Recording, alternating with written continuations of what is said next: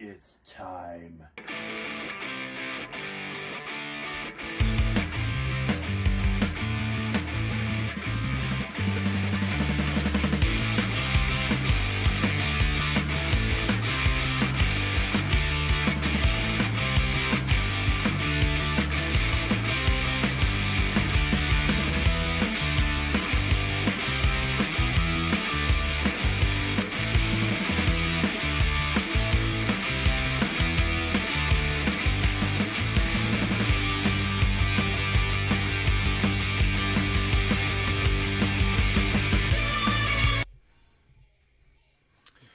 Yeah, dude, everything seems to be taking a minute. Good afternoon, everybody. Welcome to SFS Gaming, where we are streaming for Sammy. I am Buck, and welcome.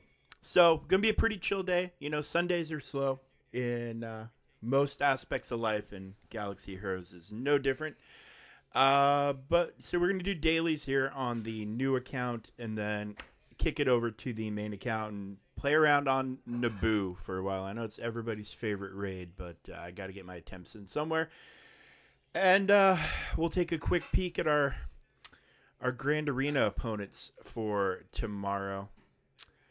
I wonder if this one's actually going to be a no. No, why would it? Why would I get a fair GP shake in this day and age and in this economy? Why would I get a fair GP shake? 4.4 million. 4.4. Every single one of my opponents this round, every single one of them,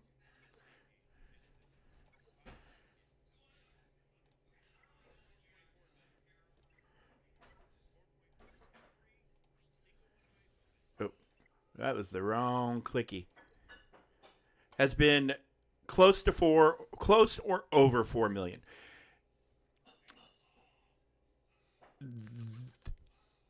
This is Carbonite 4 we're in. If you don't know, let's just take a look. Let's just take a quick peek. Just real quick. Real quick. Back out to here. I'm actually in Carbonite 3. But if you look, Carbonite is the lowest. And Carbonite 3 and 4 are the lowest of the lowest. Like, let's take a look at this homie right here. This homie. Number 1 in, okay, right around where I'm at. How about this guy? Even less than where I'm at. Way less than where I'm at. So that might be a glitched leaderboard. It's hard to say. Let's, there. That might be a more accurate. I mean, still way less. So why are there people with 4 million GP in a 1 to 2 million, maybe tops 2 million bracket? Why? Why? It does not make any sense. GP-based matchmaking needs to come back. That's all I have to say. On my main account, I'm in Kyber. Kyber is what Kyber is, and Kyber does what Kyber does. But this is ridiculous. This is beyond unacceptable. Look at that. Look at that shit. I mean, what the hell is going on? I mean, they clearly bought the Ray bundles and they bought the SLKR bundles back in the day. They bought the Ewok bundle. They probably bought the Phoenix bundle, and then whatever this bundle was. So they've bought all the Lightspeed bundles. The stuff down here, like the G12s, this is probably their natural progression. And then anything else, anything that's a relic, is probably not natural progression. I'm back. I'm Batman. Welcome, Batman. I'm glad you're here, buddy. It always makes me happy to see you. Really, really does. I really enjoy you being active in the channel. Um, I'm just pissing and moaning about GP and GAC matchmaking because this is all three of my opponents. The first one was 3.9. The second one was 1 of 5. Hey, I got to get paid somehow. I actually don't even know if I've made, actually had any money deposited. I've had one in all the time I've been streaming, one monetary deposit from Twitch. That's it. For a grand total of $50. Once you hit $50, after it accumulates for whatever, they'll deposit it. 50 is the minimum that they will send you. And that's as an affiliate. I think it's better as a partner, but for me to get even remotely close to a partner, I would need to have an average of 75 viewers over the course of like a month or whatever. Very, very hard.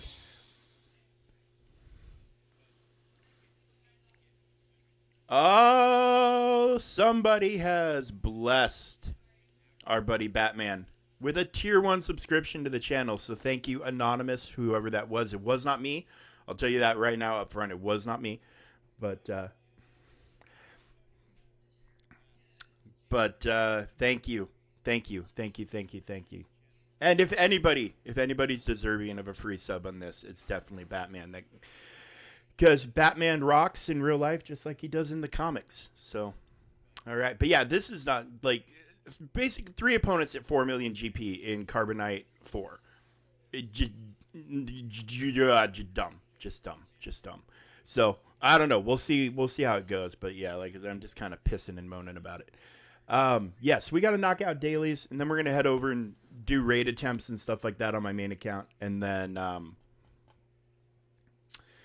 and then we'll go from there. So GAC here, I mean, we'll do the battles tomorrow morning, and we'll see how it shakes out, but I'm not holding my breath on this one. All right, let's get after dailies. Let's get after it. We got a lot of raid attempts to do, and heaven knows if RNG doesn't feel like helping me out today, I'm going to be doing quad may attempts for an hour.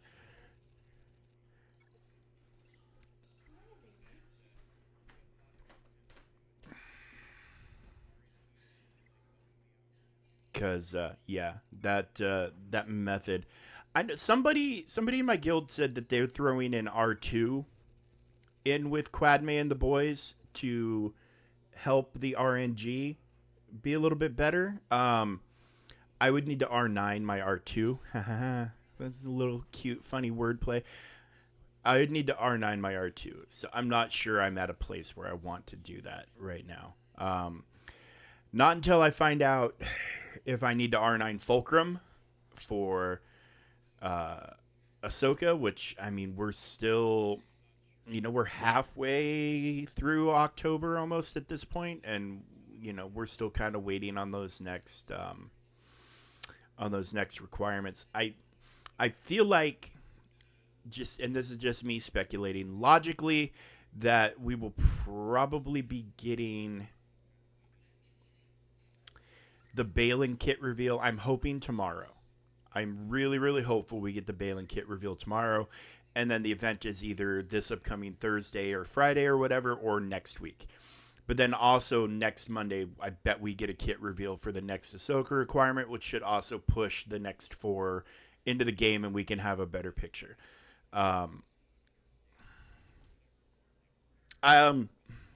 So Batman, let me, I can tell you who did it. It was Mrs. Buck. It was Sammy's mom. And she didn't even tell me she was going to do it. She just went ahead and did it. She's out in the kitchen doing some stuff. She's going to bake a cake. She likes baking. She loves baking. And she's wonderful at it. You should have seen these cookies she made the other week. They were peanut butter cookies. I mean, they were like that big and like soft like cake, like a cake. Soft like a cake, But yes, Mrs. Buck hooked you up because she sees that you're in here all the time. She watches. She lurks. So, oh, she's seeing it. She's seeing it. She's a lurker. But yeah, she knows you're in here all the time and knows that ads are very very vexing. They really are. The ads suck. They're a necessary evil. I mean, they're on honest to God, the ads are meant to drive people to subscribe. And that's the truth. They're meant to annoy you enough that you want to subscribe. It's the same reason YouTube has ads. It's so you buy the YouTube Premium, blah blah, etc.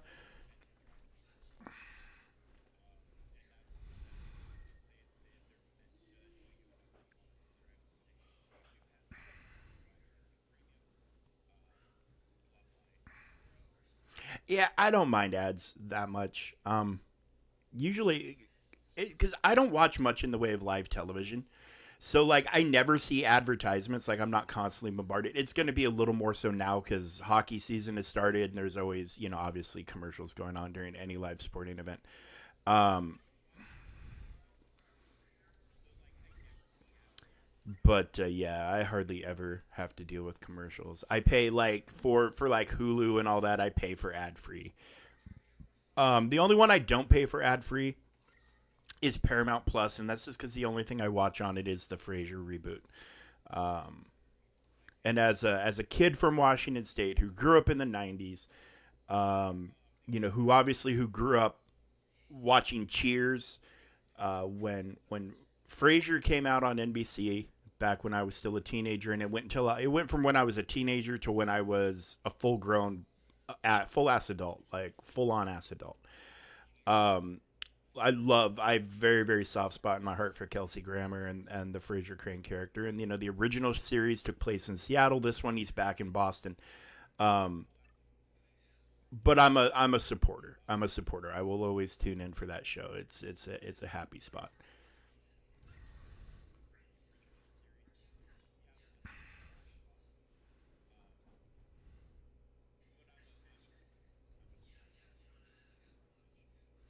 Oh, Reese peanut butter cups. Well, let me tell you something, Batman, about Reese. I live in the state of Pennsylvania, and it is about a 2 hour drive from my house to Hershey, Pennsylvania, where Reese cups are born. I've been on the tour. Um, and I've had like the factory fresh ones. Reese cups. Ask my wife. Reese cups are my favorite thing in the world, and I love that they have like the holiday ones all the time because the holiday ones have a better chocolate to peanut butter ratio or peanut butter to chocolate ratio. They taste better. Like you get the pumpkins, and then like you get like the Christmas trees, and then like you get hearts and eggs and stuff like that. Yeah, yeah, yeah. But yeah, Reese cups are my absolute favorite. Absolute favorite. Like hands down, the gods had something to do with that candy being made because it's just remarkably spectacular. Sammy's good. He's tired. He had a big day yesterday. We went to my wife's thing. We dropped her off. Um, we lost the territory war. That's too bad. That's too bad. It happens. It happens. We went to my wife's thing. I'm not activating Bodhi Rook. No offense to Bodhi Rook. I thought he was an awesome character in an awesome Star Wars movie, but I don't need him in my roster. I don't think there's a legitimate need for him in anybody's roster other than if you're a completionist and you like having everything. Um,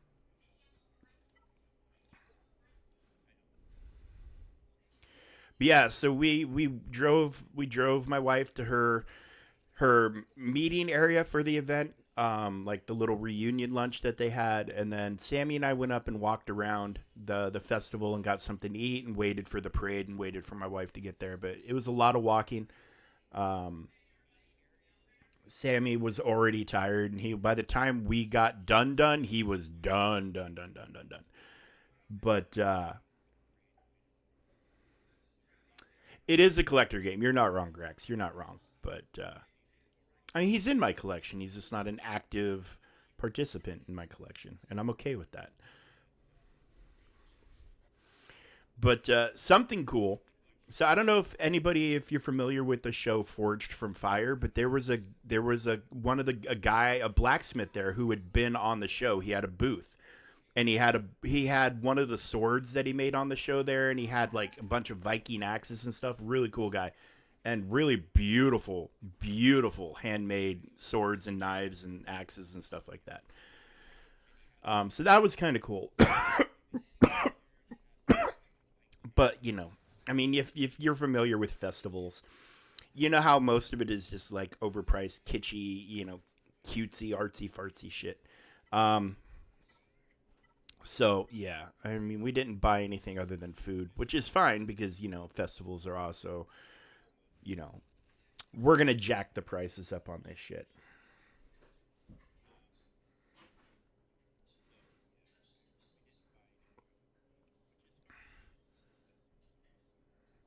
But yeah, Sammy had a big day. He's a very tired kid, and I think he's still tired today. He's been fairly chill.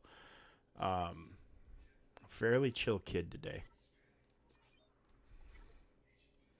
Mm.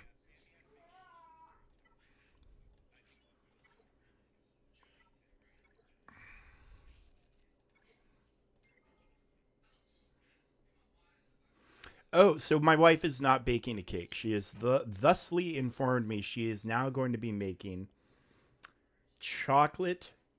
Hold on.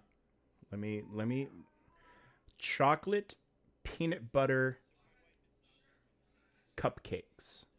Chocolate peanut butter Halloween cupcakes. So that's exciting. And that's good. Yeah, getting SOK arts alt consistently. That's the driving force behind him. Like if you can't get to his ult, you're gonna have problems. And his ult is the key to taking down so many other. Like he counters a significant portion of Galactic Legends. Um, and then depending on datacrons can sometimes take out the ones that he typically can't. He's in my opinion, I know JMK is probably still the best all around, but I think SOKR might be the most versatile. Like if you're looking at, oh, I need a galactic legend to tackle something, like SOKR will typically fall in that conversation. JMK is usually the only one that he just like, if you're looking for a JMK counter, you're not going to even discuss SOKR. But for a lot of the others, for most of the others, he is a viable option. So, and he's one of the original ones. Like he's one of the older ones, and the fact that he's still managing to be so competitive and so relevant is awesome. Oh, sudden whirlwind scares everybody. Sudden whirlwind scares everybody. But don't get me going on Ray. I think she's a cheap, overpowered GL. This is my opinion. And I have her, I use her obviously, but I think she's overpowered. I think she's far overpowered. I mean, her ultimate charges faster than anybody else's. She gets damage immunity, gives her whole team damage immunity. Um,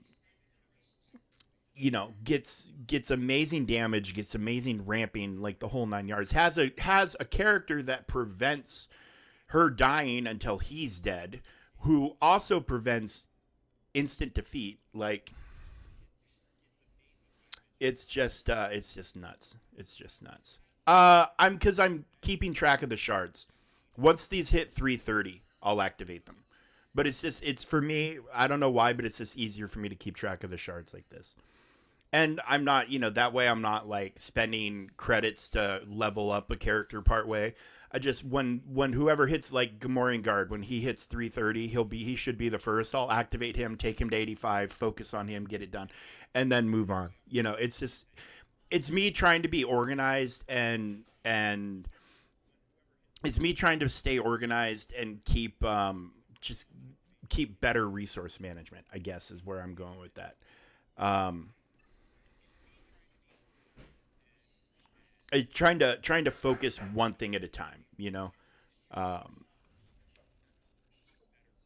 because especially with gear and everything, like I've been very undisciplined. I've been very, very, very, very undisciplined with this account. I've been trying to do too much. I mean, I have my job of the hut I'm working on, and then I've got other characters and other side projects, and I really need to be more focused. Like I could have a lot more done if I was just a wee bit more focused. Um, and that's the truth. But I am gonna get this guy relicked, like fully relicked, just for his ship, like soon. And that's just for his ship, just so I can have his capital ship at the highest possible power that I can. Oh yeah, dude, all of it hurts. All of it hurts.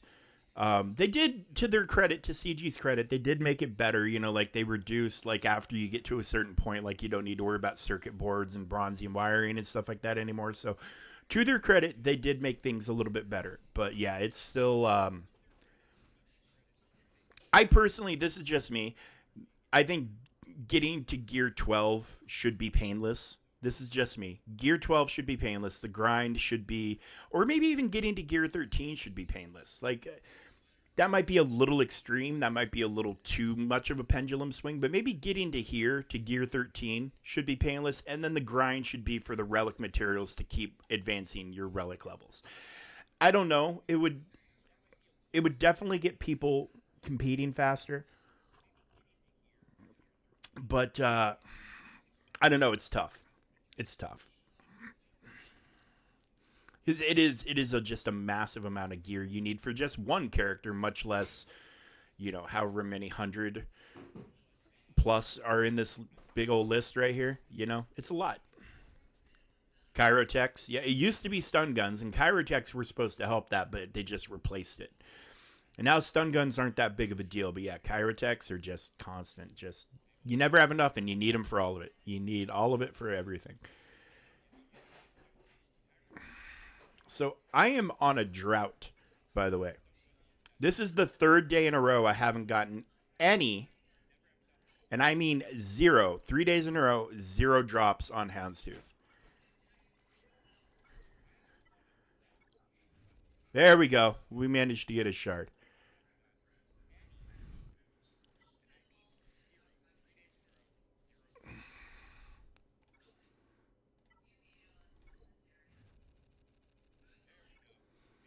I mean, at this rate, my TIE Defender is going to be 7 stars before my Houndstooth is.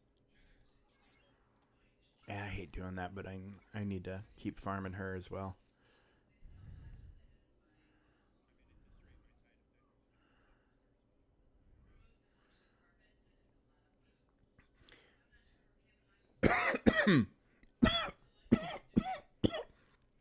And once again, Sammy's brought home a little cold. G12 Cup is beautiful, and he might be an Ahsoka requirement, so you might be a little bit ahead of the curve.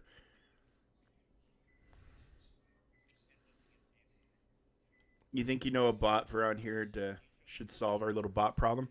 Um, I know Womprat's got one that seems to have solved his for the most part. Okay, where the hell am I? Ah, yes.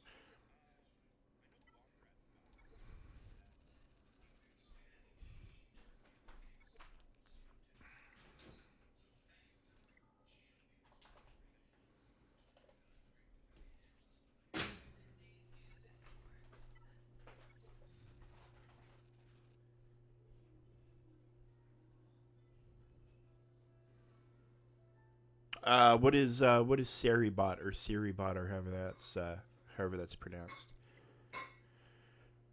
Okay. Hey, not bad. 50% return on Kairos today. It's not bad at all. I'll take that. Oh, that's cool. That's cool.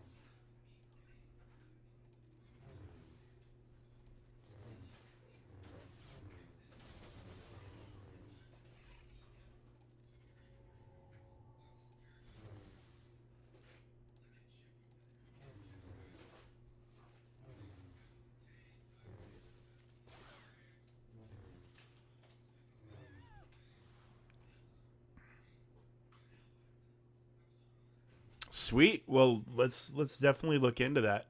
Let's definitely look into that. That sounds like it could be pretty useful. All right. So my fleet climb isn't for a few hours.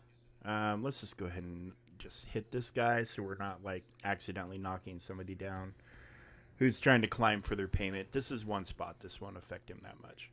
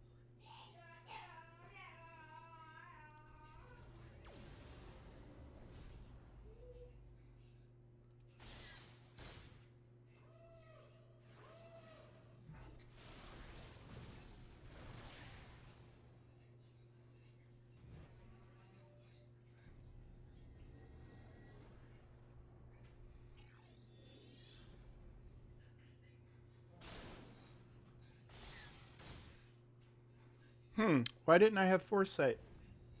That's weird. Foresight should have been there. Oh well. We'll come back.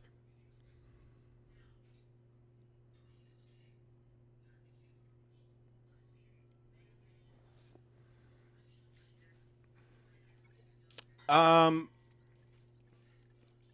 well, I will look into adding Seribot or however it's pronounced. Since I assume I'd need to do it on my end anyways.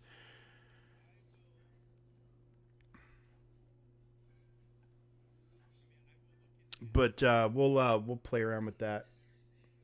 Yeah, we'll talk about it off stream, and then I'll get it set up, and then we can start testing. All right, I think we're. Oh wait, hold on. Did I look at events? What do we got today? Eh, I mean,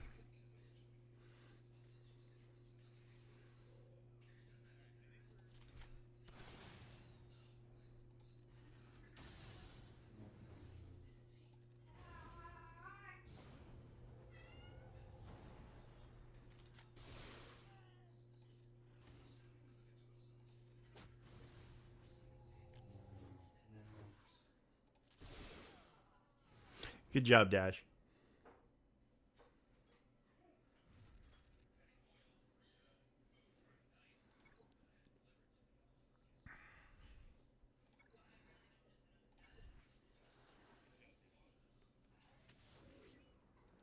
All right, Batman. What if you dropped a Carbonite 5?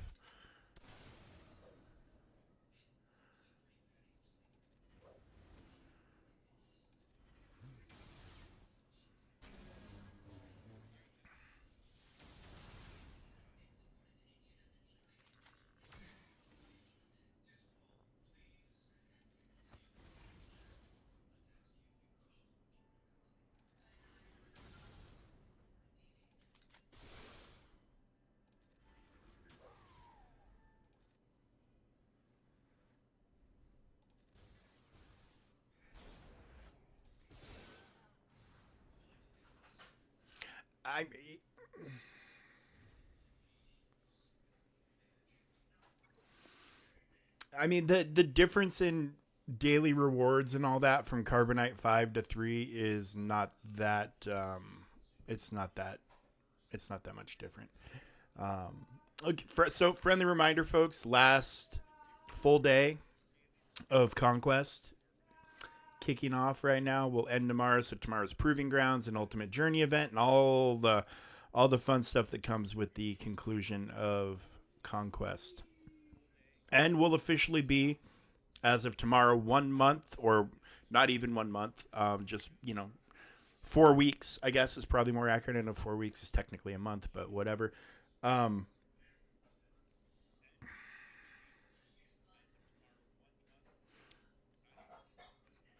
so nothing new. But yeah, 4 weeks and Proving Grounds and all that happy horse shits tomorrow. But yeah, we're 4 weeks from Ezra, which means we're probably between 6 to 8 weeks out for Ahsoka.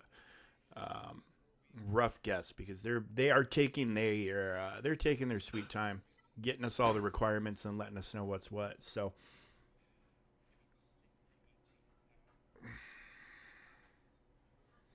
oh, I didn't even see what the message was.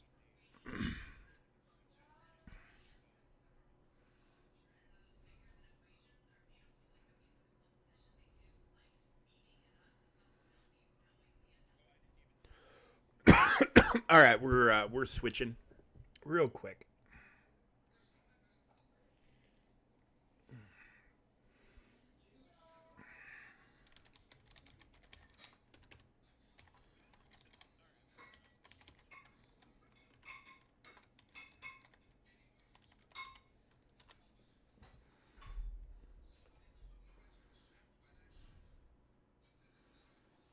Oh, right. Yeah, I saw one the other day that was like it had the link, but it had an extra symbol, and it said just remove the symbol that prevented it from being a hyperlink.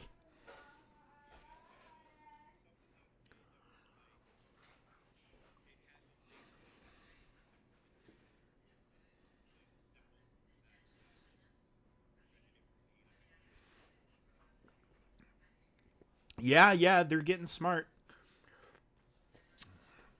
They're getting smart. I don't know if any of you pay attention to Twitter over this last weekend, but Elon showed his the Optimus bots to the public, and let me just tell you right now, we're fucked.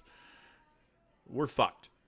It might not be for 100 years, it might not be for 200 years, but eventually those robots are going to become like the Cylons and get tired of being our servants and just kill us all. So just FYI, unless he's really good at programming and safeguards. But I mean, the thing looks like the robots from iRobot. If you saw that Will Smith movie from back in the day, and you saw what happened with them, they were all like, "Fuck our programming, kill the goddamn humans." Oh God, I didn't even complete my dailies. The hell am I doing? The hell am I doing?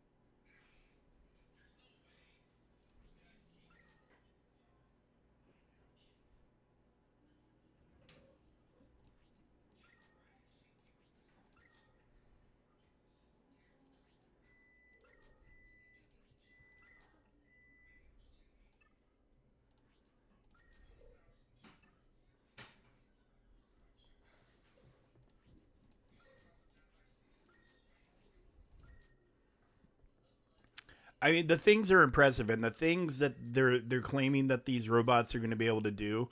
Um, I mean, they're talking like it'll run your lawnmower for you to cut your grass. It can walk your pet. It can do laundry. Like insane. Plus, like I watched this guy have this full on conversation, and he introduced himself, and this is where I'm from, and the robot was pulling like like somehow knew like, oh, I know that area, it's beautiful, my favorite place there is this, and like it was just like, yeah, when the robots figure shit out, we're done.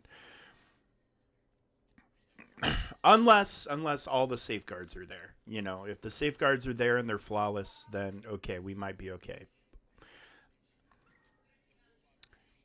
But yeah, it's very like, oh god, these things are gonna get sick of our shit in a hurry if we're not careful, and then they're gonna get sick of us, and then they're just gonna be like, well, we'll just solve this problem. We'll run this shit.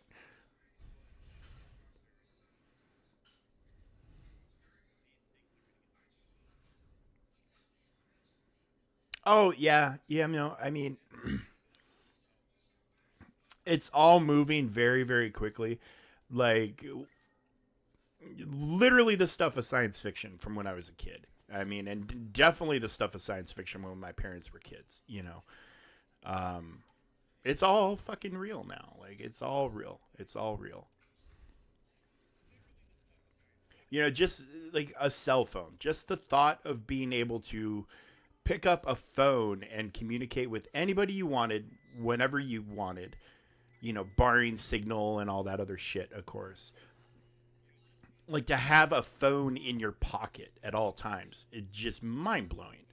It's just mind blowing. And the world I grew up in, I had a phone mounted to a wall at the entrance to our kitchen. And for the longest time, it was a party line. And if you don't know what that means, it meant multiple houses were tied to the same phone line. You had your own number, but I could literally pick up my phone at my parents' house when I was a kid and hear somebody else, not in my house, no idea who they were or where they were, having a phone conversation.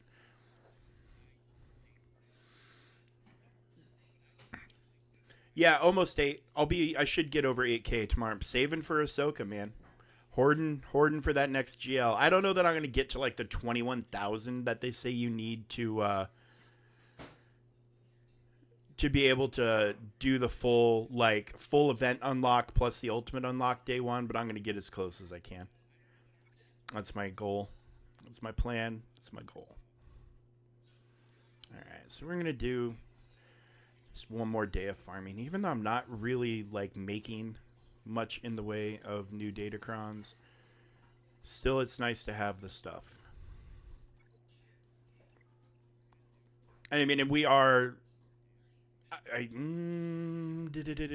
Hold on. Let me look at a calendar real fast. Today is the 13th of October. So TB this week, TW this week. Okay, so and we are, by the way, we're 2 weeks away from a new Datacron set, FYI. So 2.5 weeks until this set expires. Oh, whoa, whoa, whoa! They changed that. That was Halloween, and now it's the 30th. Interesting.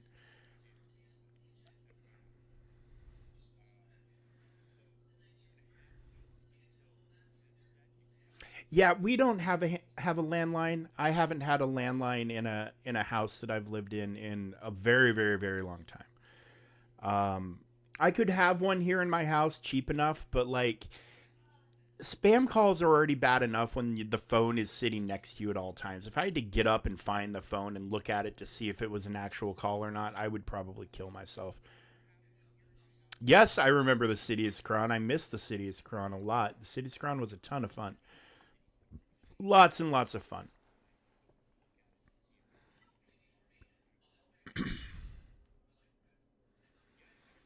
Yeah, I miss that Cron. I miss that Cron and I miss the Bane Cron.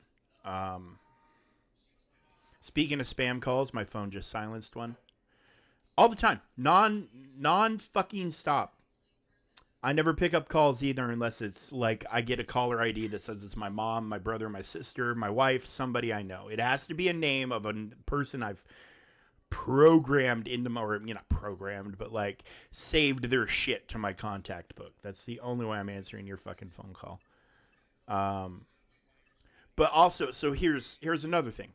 Obviously, anybody on planet Earth connected to anything knows that currently in the United States of America, it is presidential election season. Um, where I grew up in the state of Washington, it didn't really matter. who I voted for. Like my local elections mattered, but anything at a statewide level is controlled by King County in Seattle because that's where everybody lives, and it always goes blue. So nobody cared about me. Nobody had to court me. Nobody had to try to convince me of anything because my vote didn't matter because whatever King County did is what won. But now I live in the Commonwealth of Pennsylvania, which is what is known as a swing state, which means we can either vote blue or we can vote red. And there's a lot of electoral votes here. So everybody's courting every single person of every single demographic and belief and whatever. Everything's being courted. Everything's on the table. But now my mailbox nonstop, full for the past couple of days, half a dozen, every day, at least half a dozen political ads and flyers and cards, and this person's going to do this and that person's going to do that, and I'm going to do this for you because I care. And it's just like, oh my God, it needs to be done. It needs to be done. And my phone nonstop, getting texts with surveys and polls, and just like, it's cool the first time it happens, but this is my second presidential election living here. I'm over it.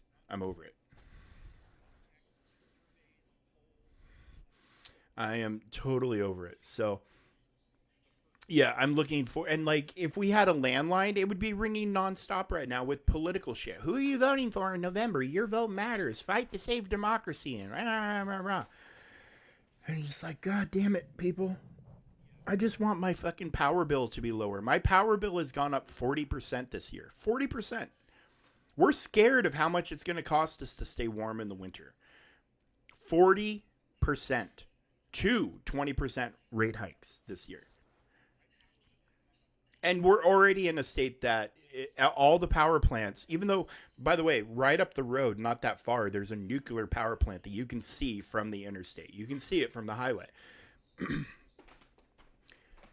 But all the power around here is coal-fired plants. So they burn coal, they create steam, the steam moves the things, makes the electricity, blah, blah, blah. Where I'm from, it's hydroelectric. And it's cheap.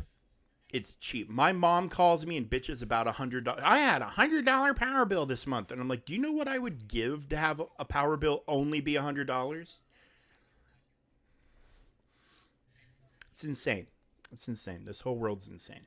Okay.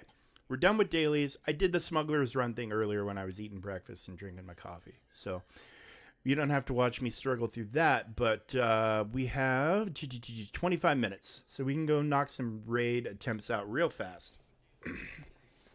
And then we'll go do raid, or we'll go do fleet, and then I don't know. We'll see. We'll either, if I get my max score on here without much in the way of pain, I might carry on, but if I hit attempt 10 or 11 and still haven't gotten max score because the RNG just isn't clicking, then you're probably going to see me just be like, fuck it, I'm out. And yeah, and then that'll be that.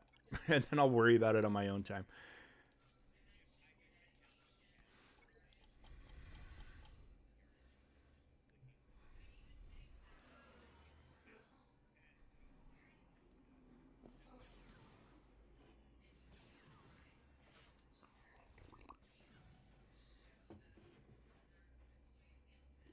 Oh, dude, I get spam calls for everything. Absolutely everything.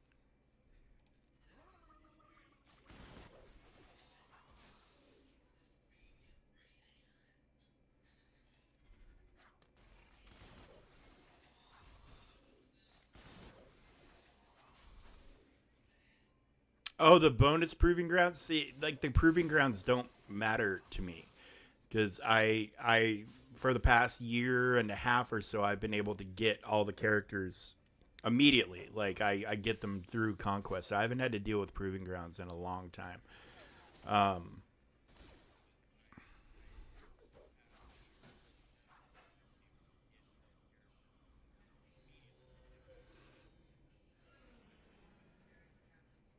I mean, I'm mostly about the ultimate journey event.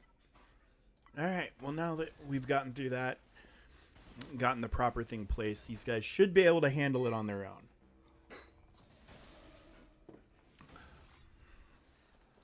Depending on the timeline of how long this raid's going to continue to be with us, I might be taking these guys to R8. Because it's a very, very easy. Like this is the easiest raid team you can have right here. Like the Bears team is pretty easy too, as long as you've got the potency up and you're getting the assists and the counters and stuff like that. You can rip through waves, but this is a very, very, very, very simple team to get a max score with. Like it's not that hard.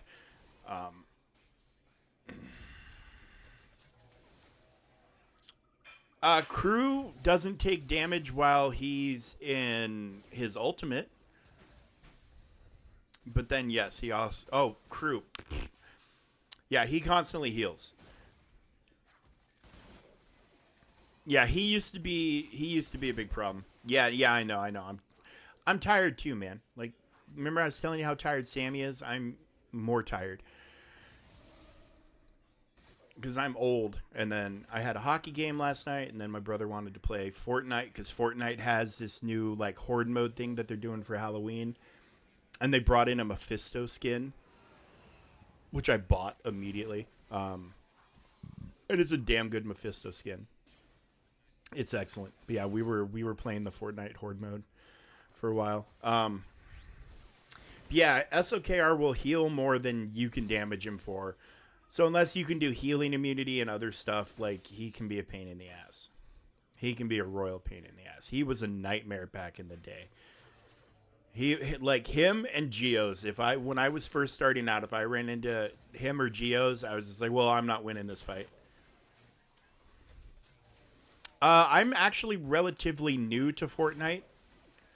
I've only been playing it the last 2 seasons, and that's because my brother and his kid finally wore me down.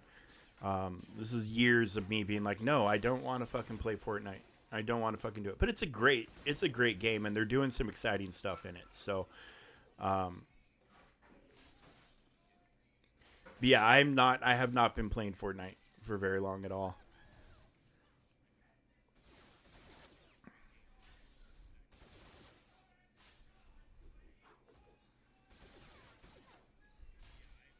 And I rarely ever play it solo.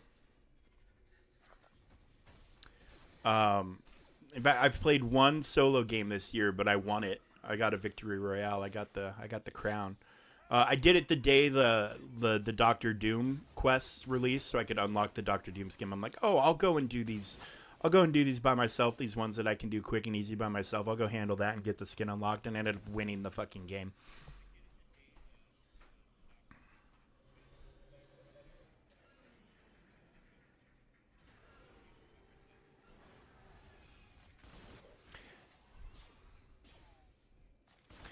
So, Fortnite is interesting because my brother sent me a video. Apparently, the majority of the rooms, of every room, is bots. They're saying this guy did a study with a bot detector, and I mean, take it with a grain of salt, but he said his results showed that 2/3 of anything in a 100-person room is bots.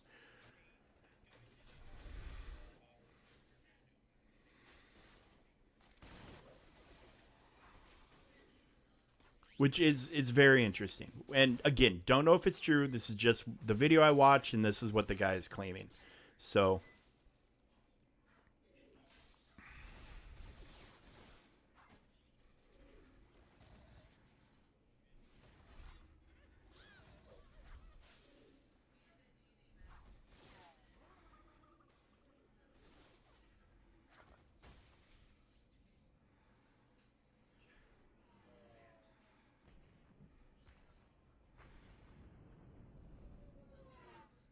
All right, buddy. Have fun. What movie you watching?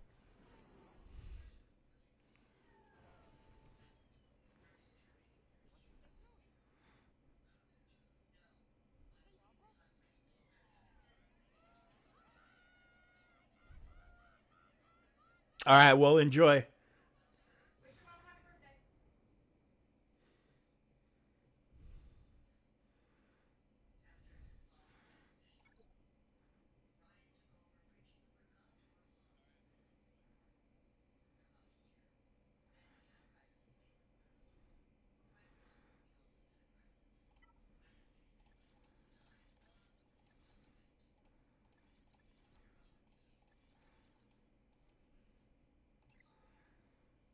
Oh, son of a bitch. Okay. How much time do I have? All right. I should be able to squeeze in one attempt.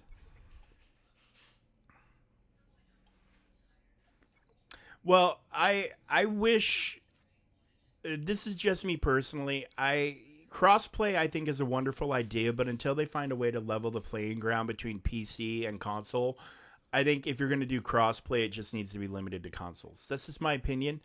Um, PCs already have all the advantages, but then they have the advantages of being able to mod and do other stuff that consoles just can't. Um, like I 100% have run into aimbotting and like I've seen some weird shit. Um, I've seen some very weird shit happen in Fortnite, and yeah, I just think PC needs to be its own ecosystem.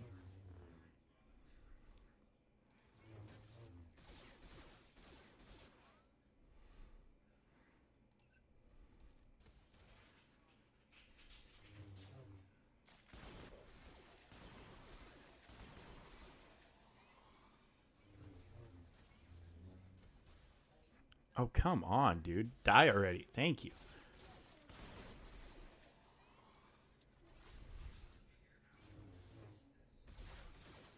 No, we get on Xbox. We also get PC people.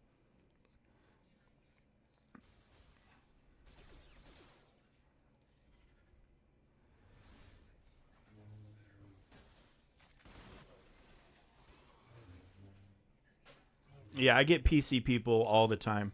I get PC people in like Space Marine. That's the other game I'm playing a lot of right now. Warhammer Space Marine.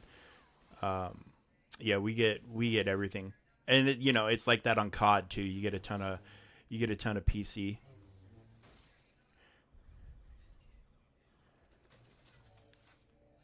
Oh yeah. No, I hear you. But yeah, it's like Fortnite and a lot of games just do it's one big ecosystem. They don't care.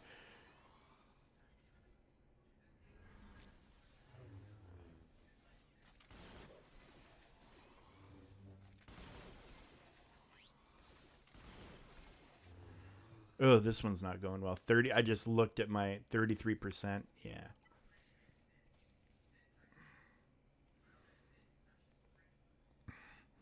I really should. What time is? Okay, I got time to start one more. I think I really should get into Apex because it's in the same world as Titanfall, right? And I fucking love Titanfall.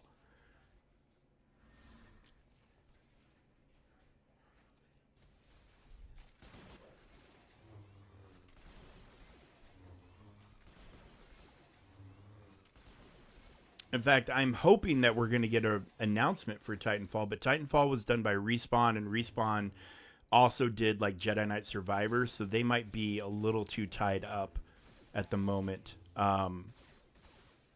to worry about Titanfall because I'm pretty sure that the Jedi Survivor and Jedi Fallen Order and all that is done far more in sales than than Titanfall ever did. But man, Titanfall fantastic. Fucking love those games. Especially the second one where they're like, "Oh, let's do like a proper story." Is Apex meh?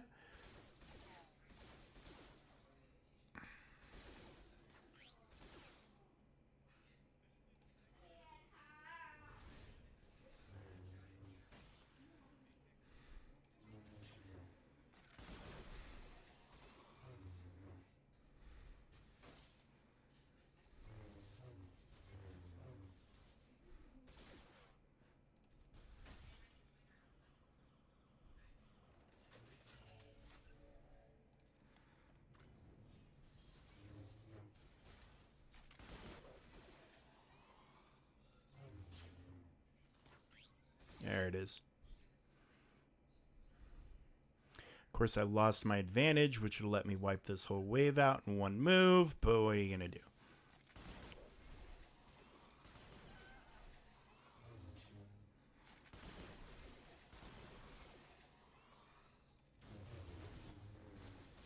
Almost in one move.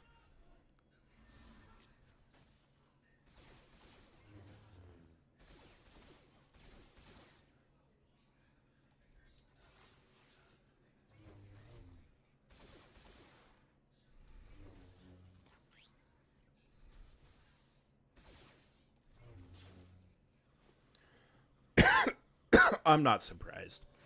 I'm not surprised. Anything like I've been dealing with ridiculous cheater problems when it comes to playing with people on PC forever.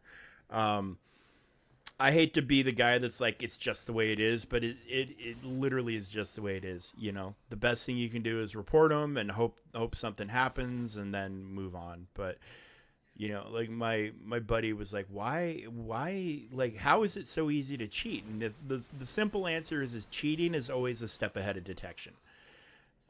Always, every time, without fail, cheating will be ahead of the ability to detect and stop and punish cheating. Um, there's just no two ways around it. Whenever they come up with a way to catch the current cheats, the cheats have already moved on to the next thing. You know, it's just the way it is. They can't combat a problem that they're unfamiliar with until they get the data and all this other stuff to figure out how to do it. So, but it's also like you need to cheat at a video game. Why do you need to cheat at a more or less a kid's activity to come out on top?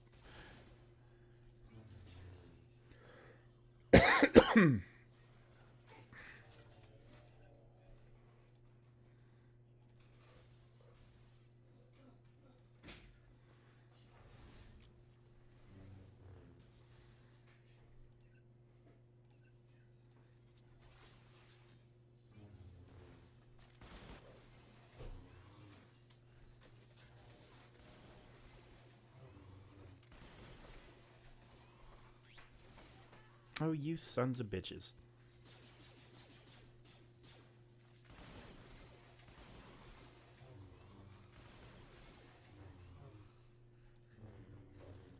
Wow, so many dodges.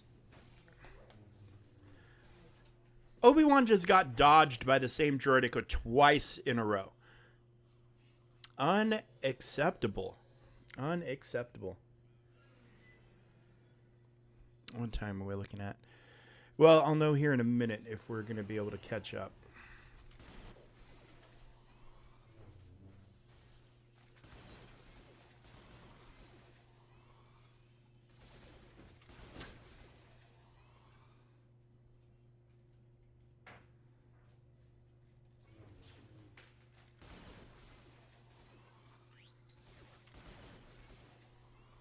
I don't think we are.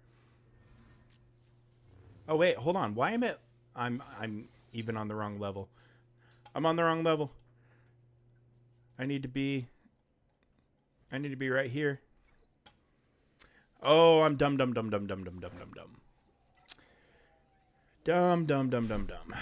All right. Well, we got 9 minutes till that hits, so we got about 2 minutes till we start. But good lord.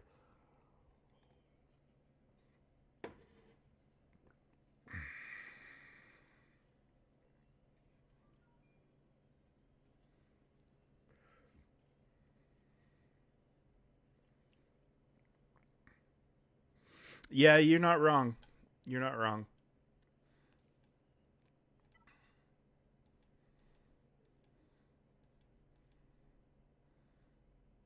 Yeah, so yeah, Proving Grounds Conquest Trials Pass Plus does start here in just a little under 8 minutes.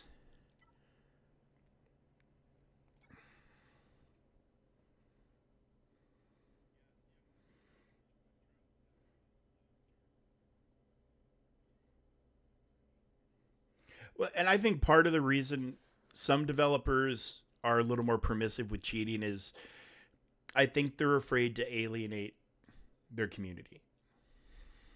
I know that sounds weird, but I think a lot of companies would lose a significant portion of players. Like, I mean, we're not talking about 50%, but I mean 10 to 20% of their players if they aggressively went after cheating and aggressively banned.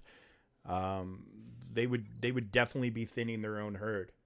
It would make for a healthier ecosystem and better for those of us who don't cheat. But is that going to gain them more than their... Teddy, no! Teddy! Teddy, no! Good Lord. I tell him no, and then he says right back to like, that. You're not talking to me. I'm going to eat the cat's treats.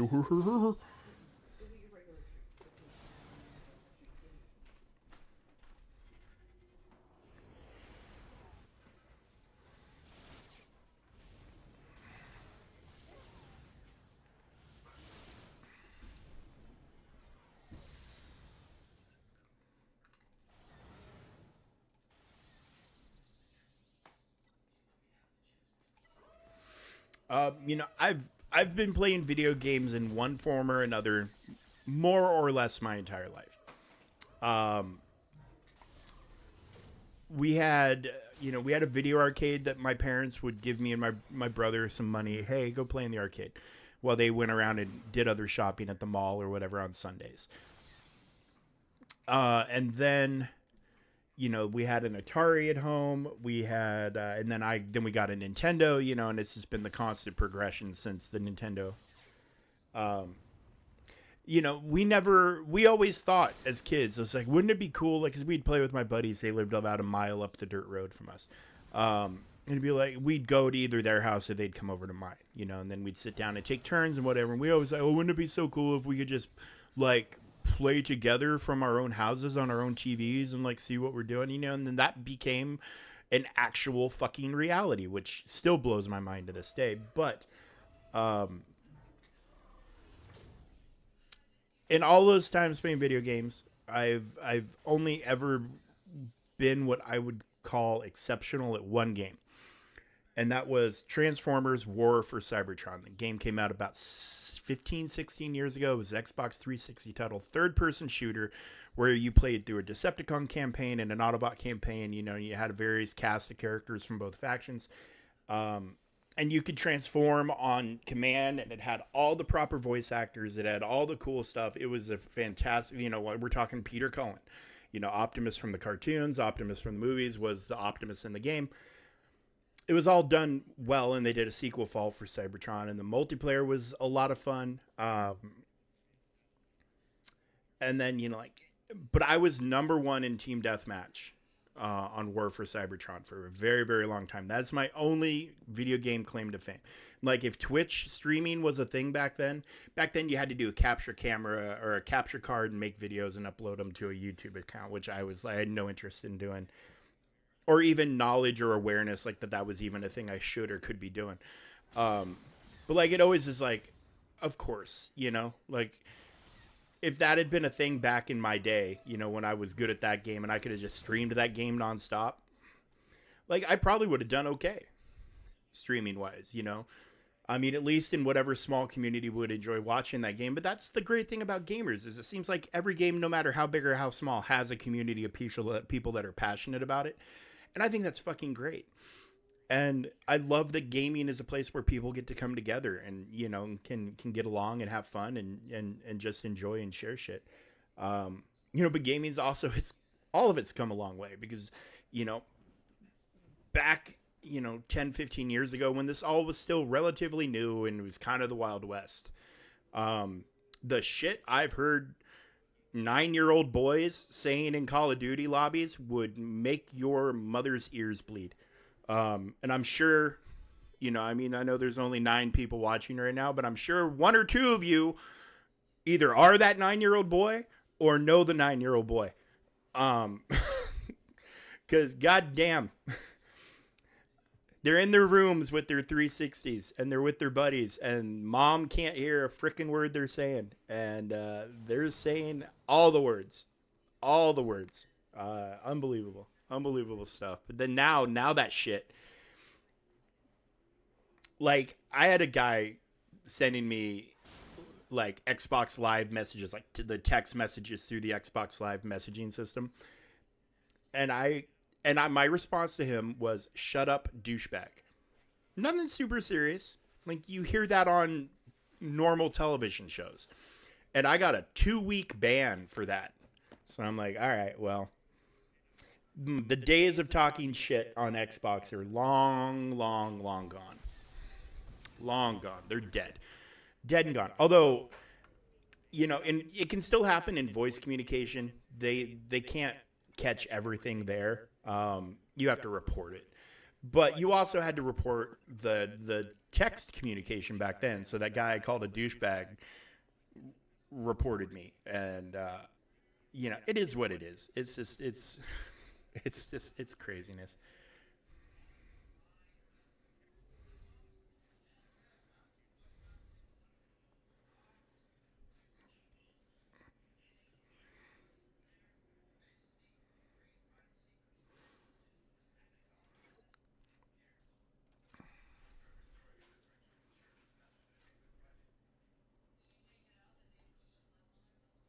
Why does it keep kicking me down to here? Because it's auto-populating in R2 and Yoda?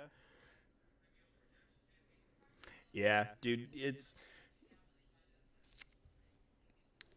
makes me laugh now. There are people out there, and I mean, it says way more about them than it says about anybody else, but there's people out there who all they have, all they have is a video game. It's their connection to social. It's the only place that they're good at anything, and their whole identity is wrapped up in it. And they become absolute fucking dicks about it. Their entire sense of self-worth is wrapped up in it. And I think the last time a guy talked shit to me in a video game is like, we were playing Destiny 2 together. We were on the same fire team. He's like, "Why didn't you use your abilities?" And I'm like, bro, shit has cooldowns. Like, you understand that, right? Like, not every ability is always ready all the time. Well, you should have known to save it. And it's just like, you know what? I'm like, no, dude, you're being an ass for bad luck, more or less. There's more or less we had some bad luck, and that's why we're in the situation we're in, and you're looking for a scapegoat. And he's like, well, but you just cost me. And I said, I cost you nothing. I cost you 5 minutes of time. I'm like, if your identity is so wrapped up in this that if bad RNG is going to make you attack people in your lobby because they couldn't carry you through a moment where you were obviously shitting the bed too, then you need to go and have a sit down with a mental health professional because your life is not in a good spot.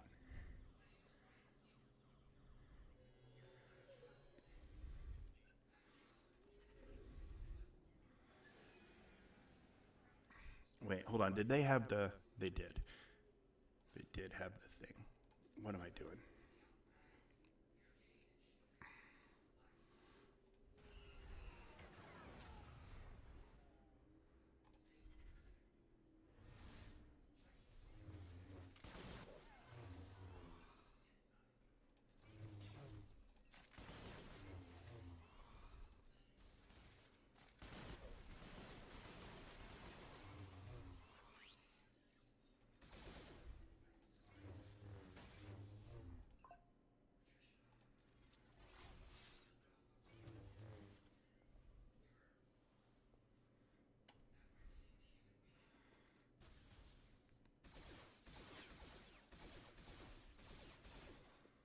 See, and I never saw people cry too much about damage on bosses.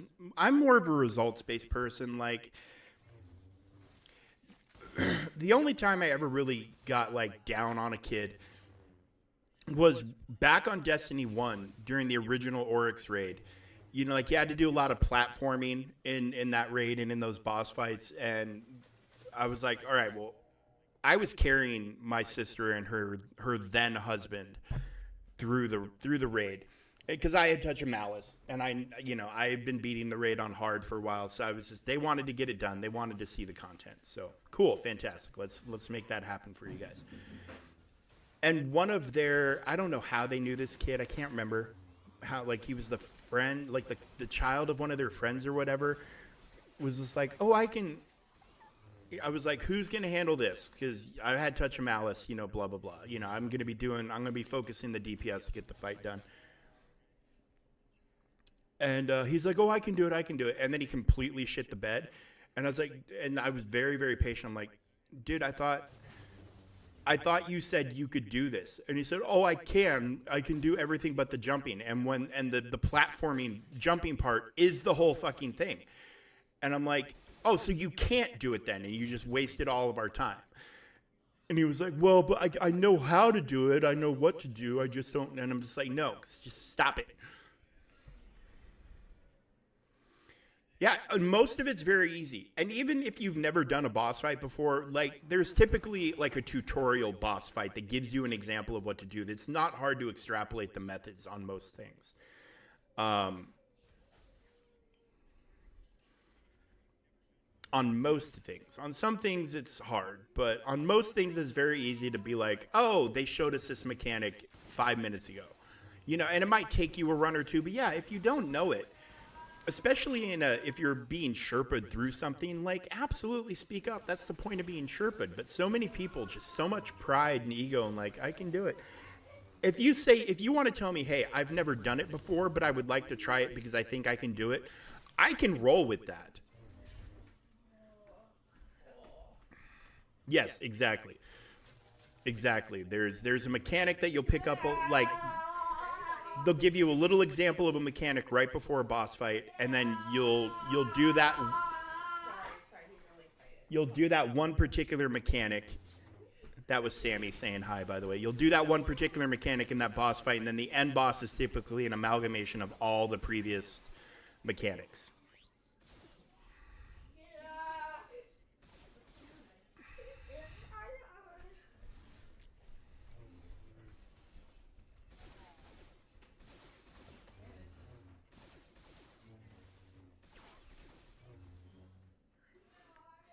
Well, and you know, here I appreciate that Destiny 2 legitimately did try and take steps to like get people more access to their content. But here's the thing.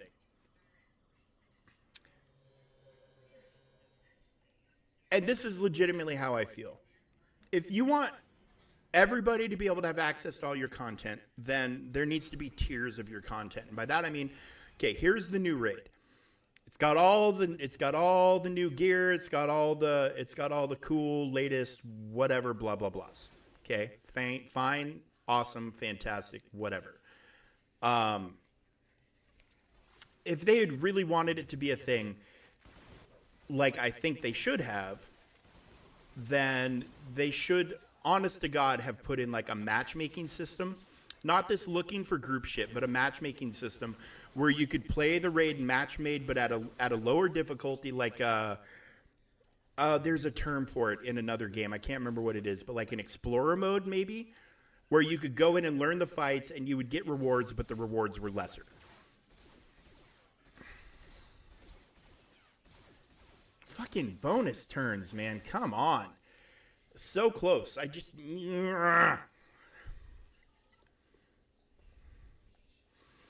But they should have done that. And even, okay, so even if it was the same rewards, if you played Destiny 1 back in the first season, in OG vanilla Destiny 1, when you got a weapon, you had to level it up and unlock all the perks through use of the gun. And only after it was leveled up was it at its full potential.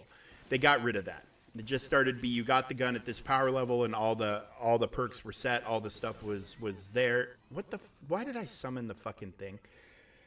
Ugh, okay. See, I'm getting pissy with this fucking raid.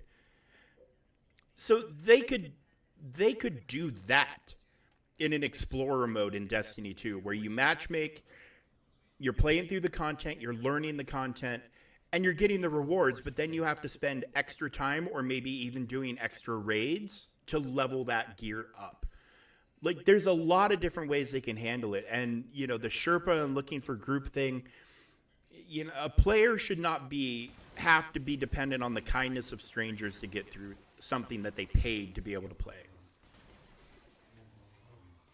No, you're not wrong. You're not wrong, but they can like so you do the explorer mode or whatever you want to call it. Great.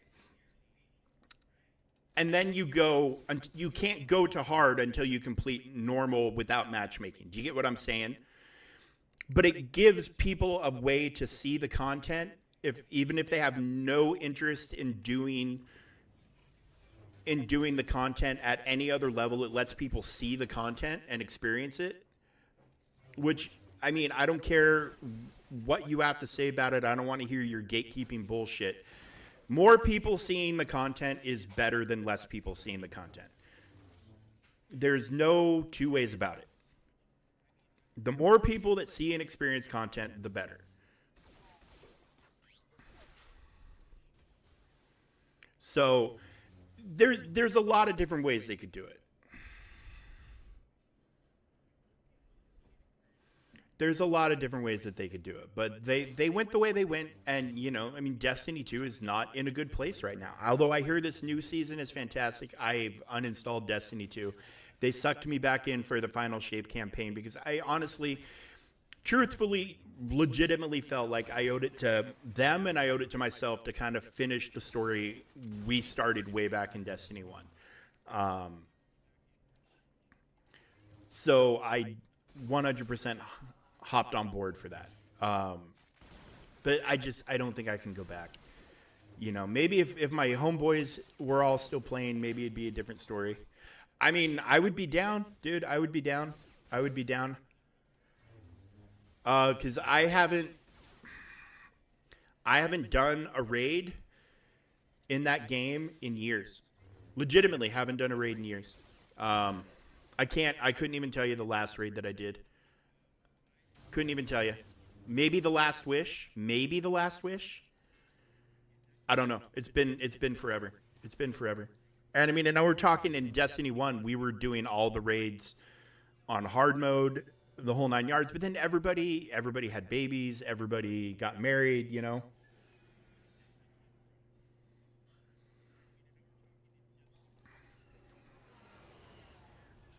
Yeah, and Destiny 2 is a legit time suck. It really is. You have to devote multiple hours.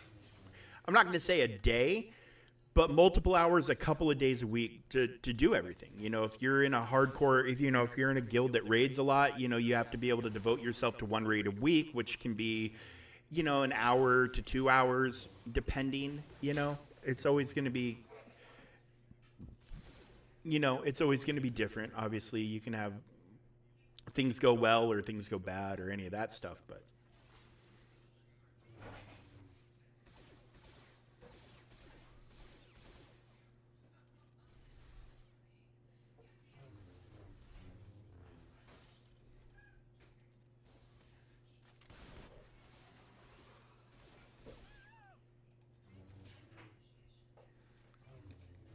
I mean, my active clan was literally IRL buddies from back home, and then like one random guy that I can't even remember how we met him. But that was literally my guild for the whole of Destiny 1 up until about the first little bit of Destiny 2. And then everybody started slowly just kind of drifting away. And then it was just me and one other guy, and then him and I were doing like the dungeons. Him and I were doing the dungeons together in a duo for a long time, and then then he went away, and then it all just stopped.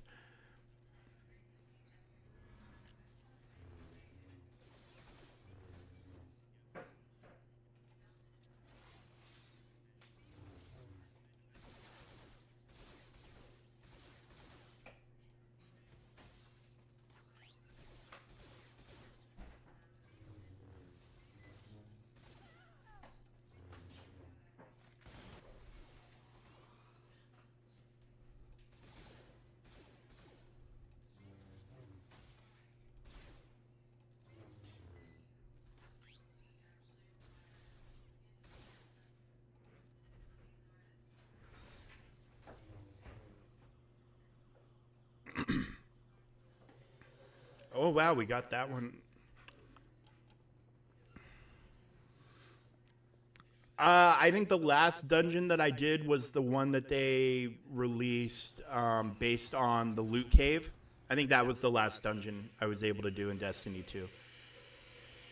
And I did it solo, and then I did after I did it solo once, and I wanted to grind for some stuff. I ended up doing it with randos, but just because I had done it, you know, and I was like, oh, I can do this. I know what's up. Like, I'll be able to contribute. And honestly, I have a legitimate reason for not wanting to matchmake with randos. So there's a game called The Division 2.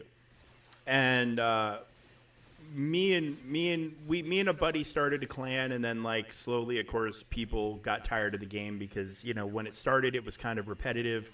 There wasn't a whole lot to do once you were done with the story and all that, and they just weren't capable of doing the raid. So me and this buddy match made with these, or got linked up with these folks to do the raid. And this was when Sammy was very young and had just been diagnosed with autism, and there was a lot of issues going on here in the house. And like, Sammy was making noise. You heard when he was stimming a few minutes ago here on the stream. And the guy leading the raid said, "I can't stand your annoying fucking kid in the background anymore," and kicked me. And that was one of the last times I ever even bothered trying to play with random people. Because first of all, that's a dick. That's an absolute dick of a human being. I hope one day when he experiences a tragedy, there's someone there to tell him the same shit that he said to other people. Just an absolute fucking dick. For something Sam has no control over, it's something I have no control over. I'm just trying to play video games, you know? So yeah, after that, I was just like, well, fuck random people. Legitimately, just fuck random people. I ain't got time for it. I ain't got patience for it. And I definitely am not going to listen to somebody who's probably been coddled their whole fucking life and never had to deal with anything because mommy and daddy solved all their shit for them. Talk shit over a computer. Because you say that to me to my face, you're going to the hospital or the cemetery. It's all going to depend on how fast people pull me off of you. And if you think I'm kidding, I'm not. I will. If anybody in real life says shit to me about Sam, like talk shit about my son, I'm going to jail and they're going to the hospital. There are no two ways about it. I have a zero tolerance policy for that in my life, as I should, and as any parent should. But yeah, that shit's not going to fly with me at all. At all. Okay, how do I want to fucking do this?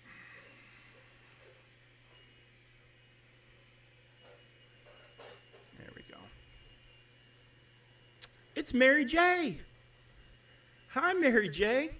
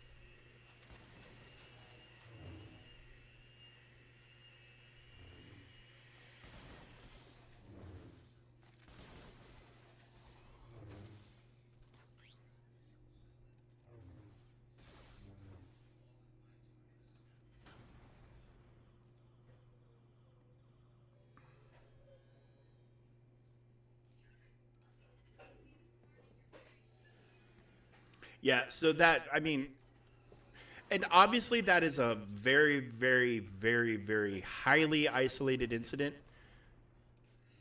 But, I mean, I hope you can understand and appreciate why I would just be like, well, I'm not dealing with randos anymore. Just fuck it. It's not worth it.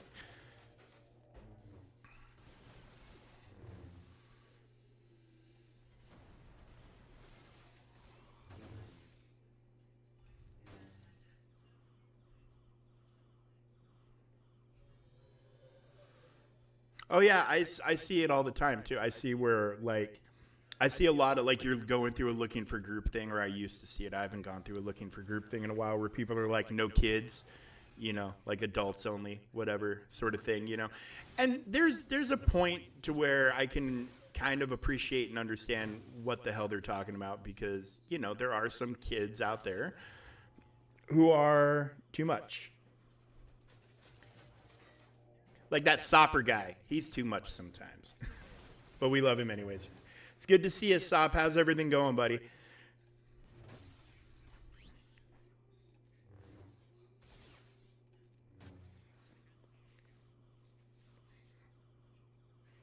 Yeah, dude. Actually, one of the best times I ever had in Destiny One. Um, me and my buddy found a group just to do a real quick vault of glass, and we got linked up with these guys from England, and holy shit, they were hilarious. Some of the slang you guys have, they were using all of it, by the way. Some of the slang you guys have in your country just makes me shit my pants laughing. Oh, I'm sorry. I didn't see it. I didn't see it. I was paying attention to this shit show over Raid.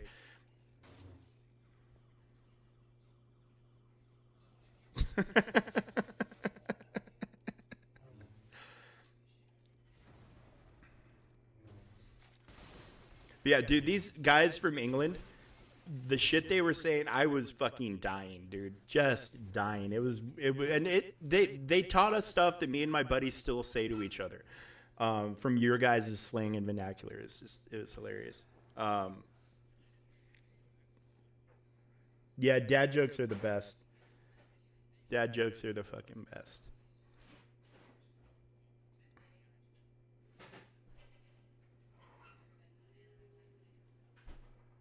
Yeah, yeah, I don't know. There's no way to make an ecosystem, 100% safe and friendly and acceptable and whatever for everybody, but I don't know how what Sony's like, but I know Xbox is very much like trying to crack down on any online bullying or anything like that, because the last thing any gaming company wants to hear, like kid commits suicide because he was bullied on Destiny 2.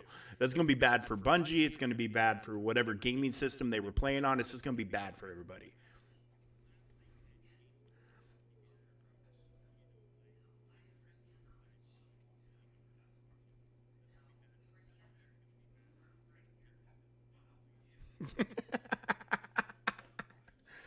Oh God. My pronouns are hee hee.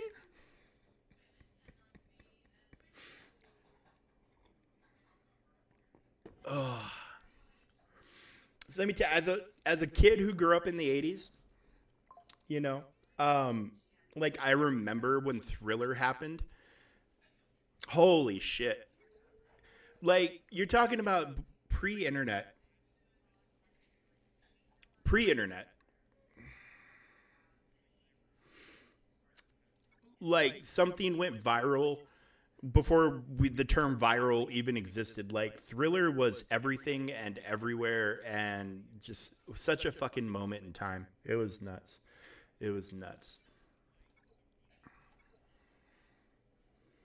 Okay, what's up? I think it can be made. I don't think it will be made. I'm not even sure it should be made, because what the fuck did, oh Jesus Christ, I am a clusterfuck. Um I'm going to go on record. The first Tropic Thunder is one of my favorite movies. I fucking one of the few movies that I can watch. I can put it on loop and will laugh every time. It's got a lot of what's your faces in it, but it's an absolute classic. It's an absolute masterpiece. Um, Step Brothers is amazing too. Step Brothers is so fucking good. What the heck? Okay, I might not be capable of doing this because I keep picking the wrong fucking people for my team here. I'm I might have to go take a timeout.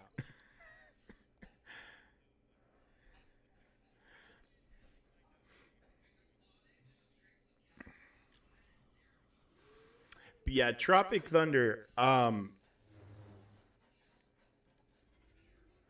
dude, Tropic Thunder is such a special movie. Um, an all-star cast in every sense in the form. And by the way, probably Tom Cruise's best performance, which says a lot. Um, but Tom Cruise, absolute legendary performance in Tropic Thunder, on top of Matthew McConaughey's legendary performance and Ben Stiller, and let's not even talk Robert Downey Jr. Um, oh, it's absolutely Tom's best performance. You want to talk about, like, that's not his shtick normally, right? He's not the guy that's going to be in a slapstick, redonkulous comedy. And then to be in that movie, first and foremost, and then to do what he did with the Lex Grossman character. I mean, just unfucking believable.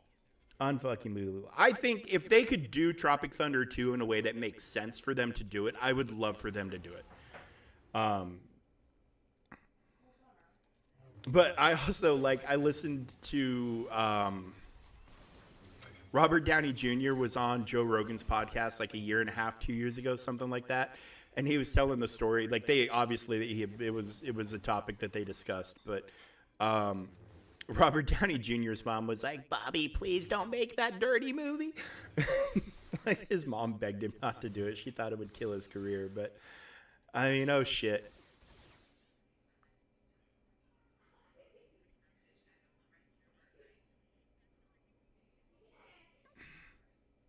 Yeah, actors playing actors. I'm a dude disguised as a dude pretending to be another dude.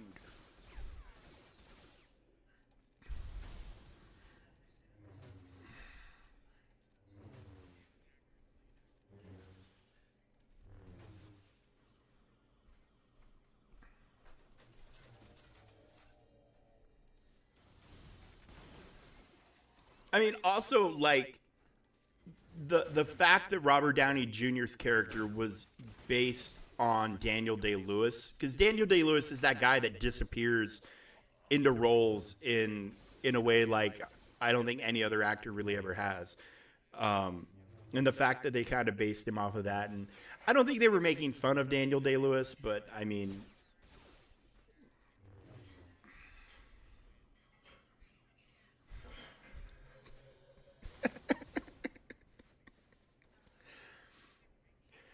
oh shit, that fucking movie, man. Oh my god. And I don't know if you've seen the director's cut or not. But there is a director's cut of Tropic Thunder, and if you've never seen it, it is so fucking worth watching. It's just a masterpiece.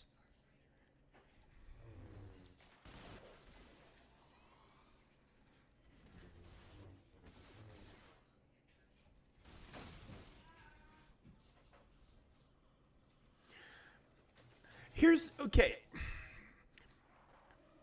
So, I mean, everybody is a little bit on pins and needles and maybe walking on eggshells, whatever you want to call it, about discussing Tropic Thunder, because the obvious elephant in the room is that Robert Downey Jr. played a character who had a skin pigment augmentation surgery so he could play a black character, which would never happen in real life. So that's, first and foremost, what you need to realize is that would never happen in real life. It's a fake movie with a fake actor telling a fake story.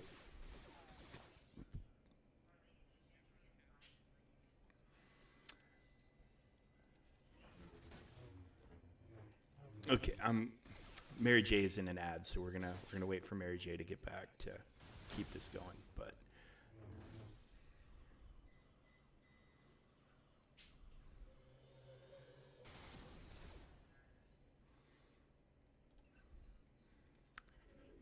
But I'll continue my thought when Mary J gets back.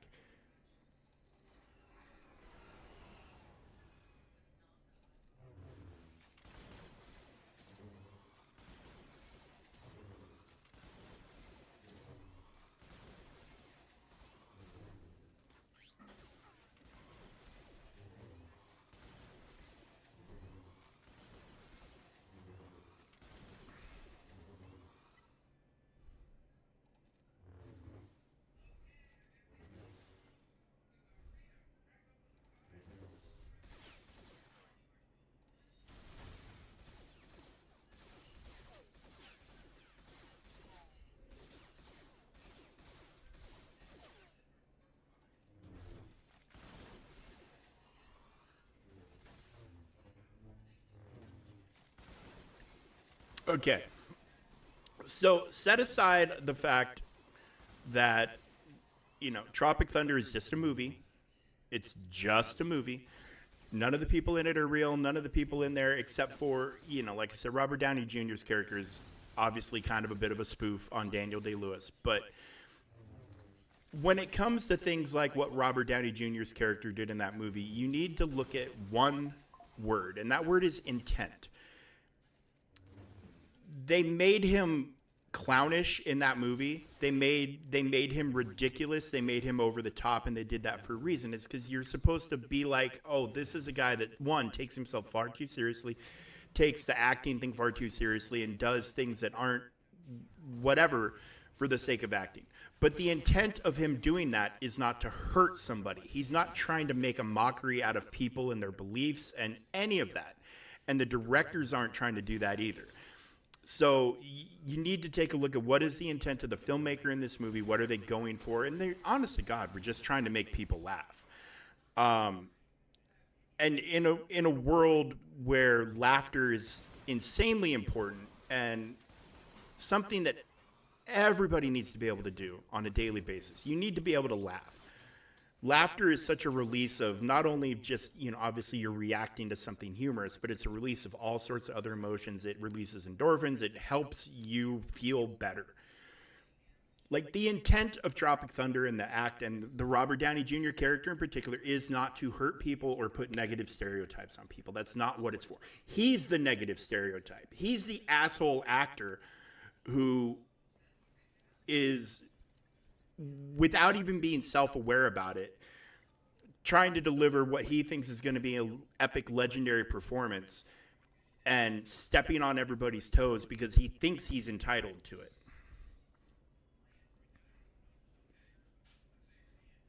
So I think they could do it, but I think they're nervous to do it. Although look at Deadpool 2. Or not Deadpool 2, but Deadpool and Wolverine. Look at Deadpool and Wolverine. That movie was completely not politically correct, completely inappropriate, everything we want in a Deadpool movie. It was just an amazingly funny movie. I like 1, 3, then 2. That's my order. Yeah, but the fourth wall stuff let them make fun of it for being nerfed, I like them all. They're all great. They're all fantastic movies. They're all very well done. And I hope we get more Deadpool movies, but, we'll see how it goes. Cable, yeah. Calm down, Thanos.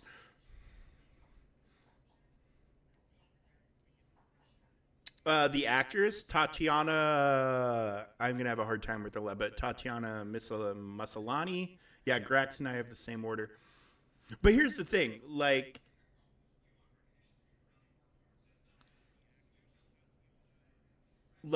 3, and 2, you're talking about, my difference of between 1, 3, and 2 is probably, if we're doing a point system, and let's say Deadpool 1 is a 10, then Deadpool 3 is a 9.5, and Deadpool 2 is a 2, or is an 8. There's not a huge difference, but sorry, there's a lot of numbers in here. She's livid over Deadpool 3. Why is she livid over Deadpool 3? Because she wasn't in it? What's she mad about?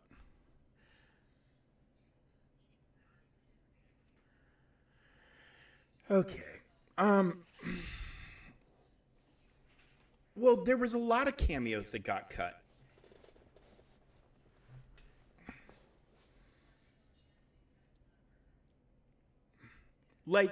Cassandra Nova was one of the most terrifying and well-acted villains we've had in Marvel. If you look at, there's been a lot of female villains, Ghost and Hera, and she is up there with Hera. Hera was awesome, but you get Kate Blanchett to play anything, and you're gonna get a fucking performance, But yeah, Emma Corrin did fucking amazing. Hela, yeah. Yes, Star Wars. Dude, well, you saw me trying to fucking pick a raid team, and I'm just like, And I'm just constantly like, oh, I put the wrong person in, I pull that person out and then pull the other right person out and put another wrong person in. I'm clearly not qualified to be in charge of my own life today. I liked it with Pyro when he's like, you could just fucking ask. You don't always have to do the brain finger thing.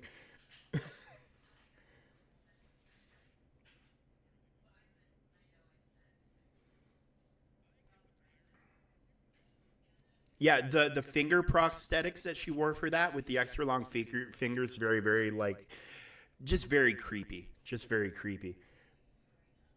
But goddamn, and if I'm the only person that thinks this, so be it. But I think Hugh Jackman should be an Oscar consideration for that, for his performance as Wolverine in that. He did such a fucking good job. Yeah, when after Pyro shoots her, she's like, "I'll boil you at an atomic level." What the fuck is wrong with you?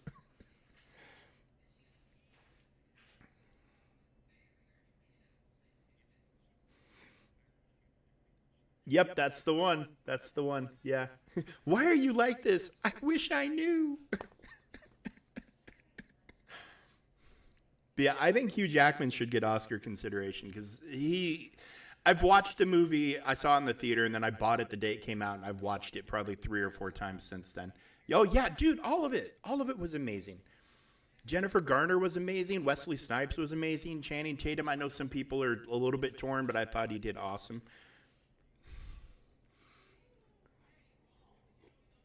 But it's the most fun that I personally have had in a movie in a long time. Oh, my TV just put up a screensaver, and it happens to be the part of the country that I'm from, the rolling wheat fields.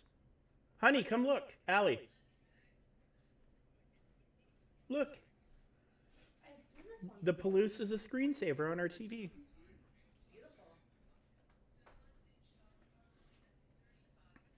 I mean, a lot of people's scenes get cut. And biting the hand that feeds you because your scenes got cut, I mean, come on.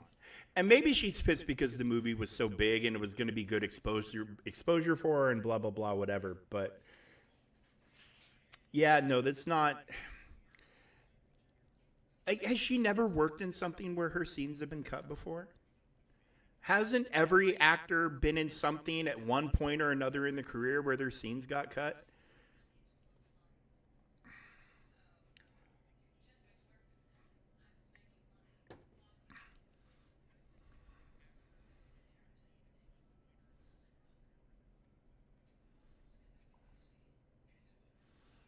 Oh, I'm sure. I'm 100% sure the contracts are written that way. And here's the thing: there were aspects of the She-Hulk show that were whatever for me. Like, take it or leave it. It's a choice. I didn't. There wasn't anything in there that I hated, but there were things I'm like, they could maybe should have gone a different direction. Whatever. Um, but by and large, I really liked the She-Hulk show, and I'm very, very happy they used that show to kind of bring Daredevil back a little bit because that Netflix Daredevil.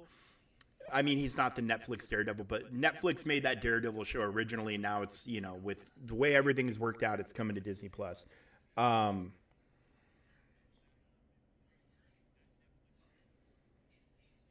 but that Daredevil show and has been the best of any of the shows in the Marvelverse. That Daredevil show is an absolute masterpiece. Second season is what it is, but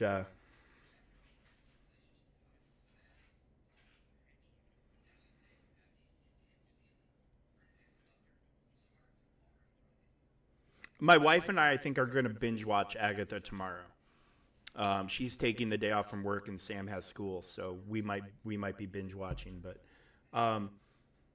yeah, WandaVision was okay. There were parts that I loved and parts that I didn't. Cap and Sam, kind of the same thing. Parts I loved, parts I didn't. Um, I thought the last episode was great. I thought it was fantastic, of Cap and Sam. And then Secret Invasion was just unwatchable. And then She-Hulk was okay. It wasn't the worst. It wasn't the best. It was okay. But I watched all of it But Secret Invasion was just like Secret Invasion almost killed it for me.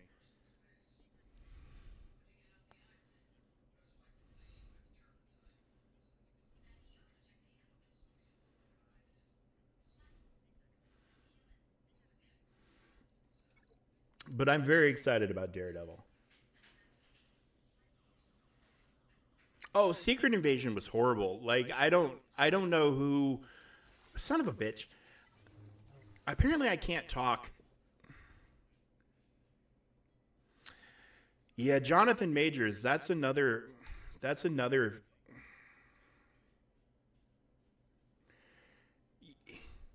yeah, Jonathan Majors is another interesting topic for Marvel. 'Cause here's the thing, like I know make zero excuses for his criminal behavior. He was accused, he was tried, he was convicted. That's the way the American justice system works. Um, but goddamn, he's such a good actor. Such a good actor. Um, I don't know if he can. I don't know if he can come back from this shit. But such a good fucking actor. I enjoyed everything I've ever seen him in. He's just a fantastic actor. But yeah, I think he's done. I don't think he can come back from it. But it's a real shame. It's a real shame because he is a phenomenally talented actor.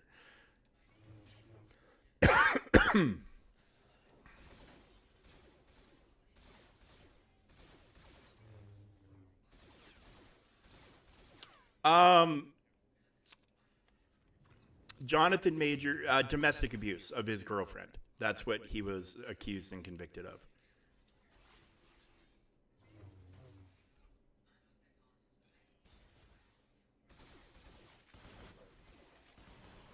And I can't remember all the details because it's been a little while still, but it's something to do with his girlfriend or partner taking his phone and attacking him, and yeah, it's just.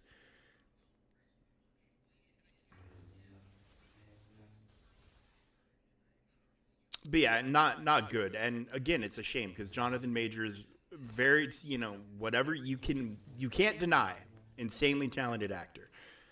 Um, so it's a real shame, and it completely, I think, derailed Marvel for a little while.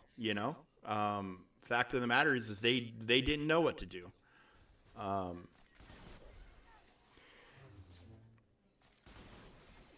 and they had a ton of they. I mean, I think they should have recast him personally. I don't know if you guys watched Fallout, but on Amazon. But the guy, God, what was his character's name? Maximus, was that his name on Fallout? Like the main male actor. No, no, no, not the ghoul, not him. The Legion of the Brotherhood of Steel guy. Was it Maximus?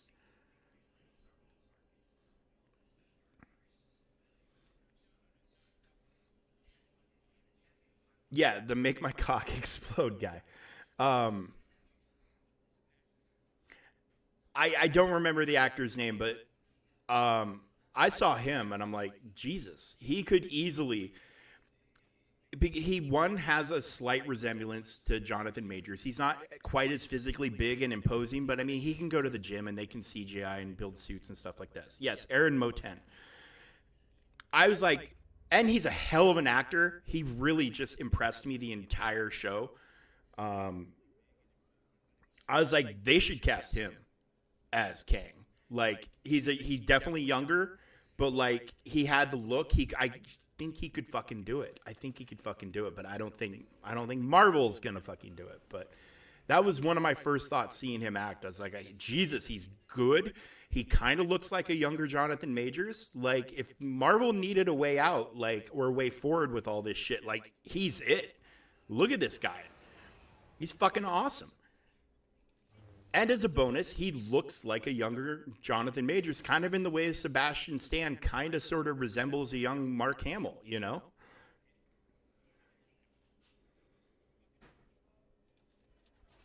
Yeah, well, I mean, so their solution was to go out and pay Robert Downey Jr. 80 million bucks to play Doctor Doom, which I don't hate. I know a lot of people are kind of up in arms about it. I don't fucking hate it. Like, I'll give it a chance. If it works, great. If it sucks, great. We'll move on to something else. But yeah, I never understood the Daniel Radcliffe for Logan shit. I mean, nothing against Daniel Radcliffe. Tremendously talented guy. But that's just like, no. I mean, the obvious choice. I mean, Henry Cavill is the obvious choice. I'm not saying he should do it, but he's the obvious choice. If they were gonna, I mean, he's already jacked. He's already beloved.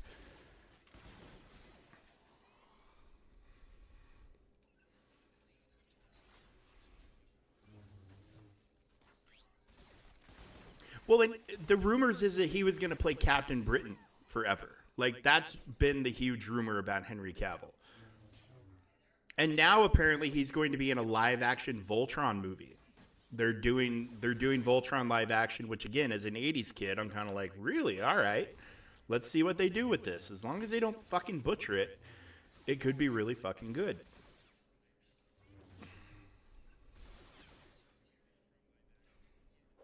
Dodged. Fuck you with your dodges.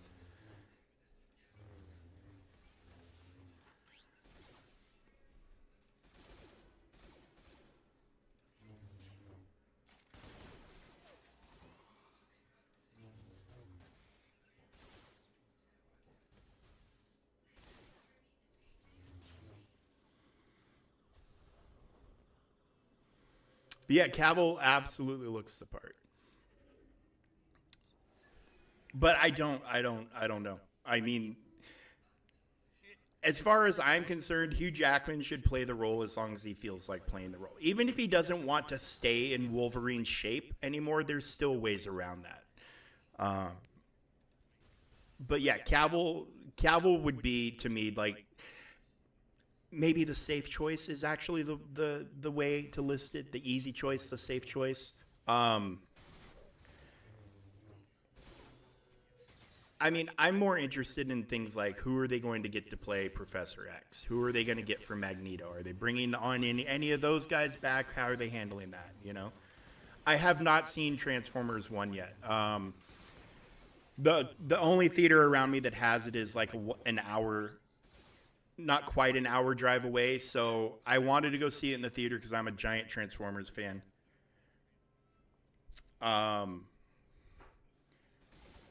Have I seen? Yes, I have seen X-Men '97. I'm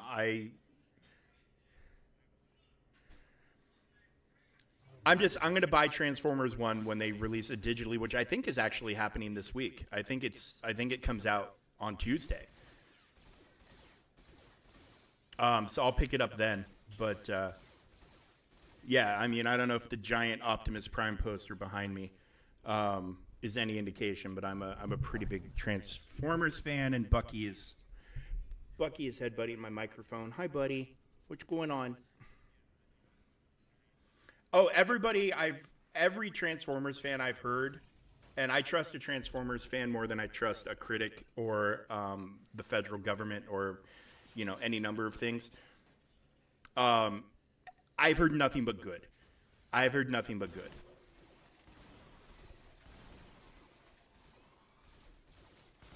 Because, I mean, if we're talking, are these the same critics that said The Acolyte was good? Because I don't know what show they watched. But it wasn't the same one that I watched.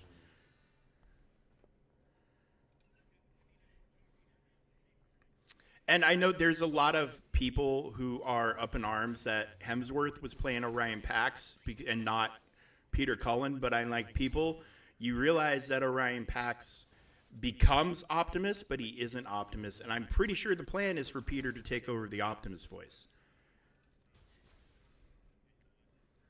I liked a lot of things about The Acolyte as well. I think they did themselves no favors with how many plot lines they tried to have going on at the same time. I think they did no favors to themselves with a lot of things that they chose to do. But the lightsaber fights, when they were finally doing lightsaber fights, were fucking peak.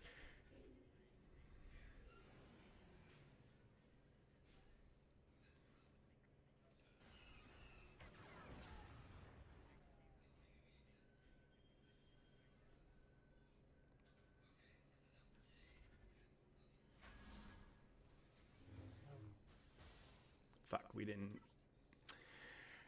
make it to max score. Okay. All right. Well, I've hit my patience level with this raid for the day. But Bucky, if you want to know what persistence looks like, this is what persistence looks like. A fluffy cat named Bucky. But yes, X-Men 97.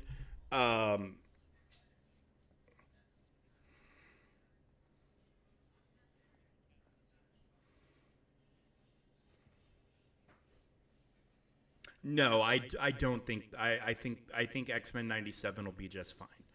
I think X-Men 97 will be just fine. I think it's unfortunate that he was fired, but I think X-Men 97 will be just fine. X-Men 97 was special and universally loved, and literally one of the only shows where I have the option to skip the intro and I yell at the TV for being insane for even offering me that, because why would you skip that banger fucking entrance and intro music? Why would you skip that shit? You're insane. What do you got going on there? It's a cupcake. Where are you taking cupcakes? I'm not eating a cup. You want me to show it off on stream? It's not that great. I mean, it tastes great. Halloween cupcakes. My wife made peanut butter chocolate. She's so talented. But you're not giving him a cupcake on our bed? I'm kind of Laura. Okay. Good God. It's not my first weekend.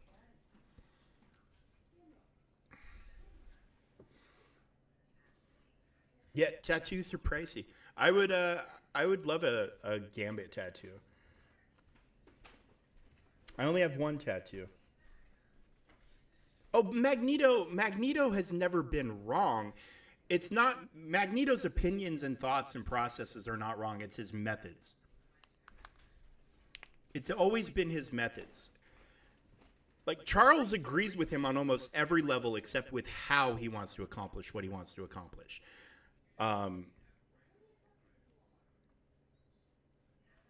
Oh yeah, dude, they teased Onslaught, they teased Apocalypse. Like, they cannot end that show where they left that show. They have to do at least one more season to try to wrap everything up. They just have to. That X-Men 97 was pure perfection. And I watched the original run of that X-Men cartoon before that came back out to get me. Oh yeah, dude. I when that happened, I texted my brother. I'm on the East Coast, he's on the West Coast, and I texted him like, I said, "Have you watched it yet?" And he goes, "Watch what?" And I said, 97. He goes, "No." And I said, "Well, the new episode came out, and dude, you got to watch it." And he goes, "Why?" And I'm like, "They fucking did it." He goes, "They did what?" And I'm like, "You'll see. You'll see." And he was like, "All right." And then like an hour and a half later, he was like, "Oh shit, they fucking did it." And I'm like, "Right?"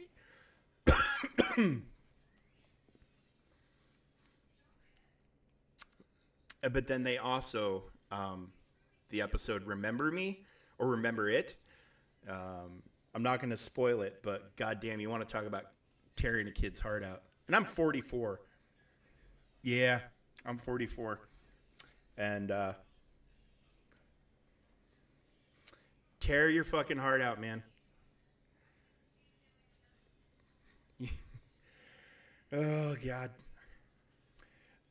There are days when I wish I was still in my 20s, but with the knowledge that I have now, you know. But, you know, being in your 40s is not so horrible.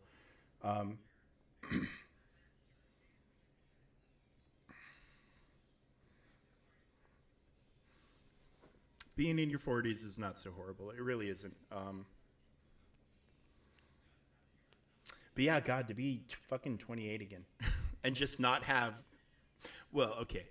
I would have less stuff aching on a daily basis than I do now. I wouldn't be completely pain-free, but I would have less stuff aching.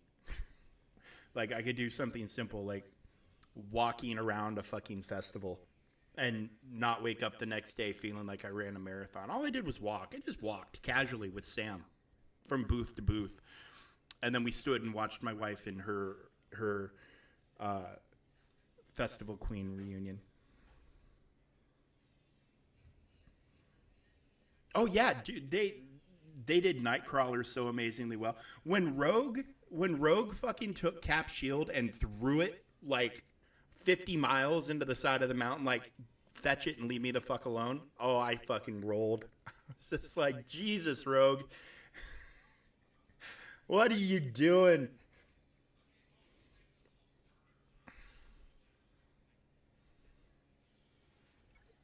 What are you doing? All right. All right. I'm going to try this one more fucking time. And then if it doesn't go well, which I assume it's not, I'm probably going to go ahead and wrap up here in the next few minutes. Well, yeah, but he's also the best roided up human. You know, he's not like a dick. You know, he's the coolest guy ever. The nicest guy ever, like the best person ever. He just happens to, you know, have superhuman strength and speed. Although it wasn't like that originally. Originally, his powers were described as peak level of human fitness, which obviously made him above the average human. But he wasn't like the Chris Evans could arm curl a fucking helicopter back down to a building. I would hope that Steve would be smart enough to put a tracker on his shield, but who the fuck knows?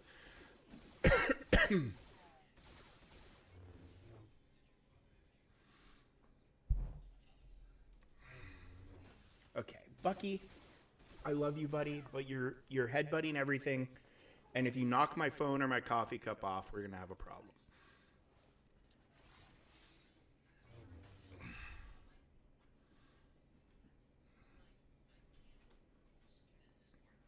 I was a little surprised that they went for the whole Madeline Pryor thing, but the original run of the cartoon had been kind of teasing that for a very long time, so maybe I shouldn't have been surprised.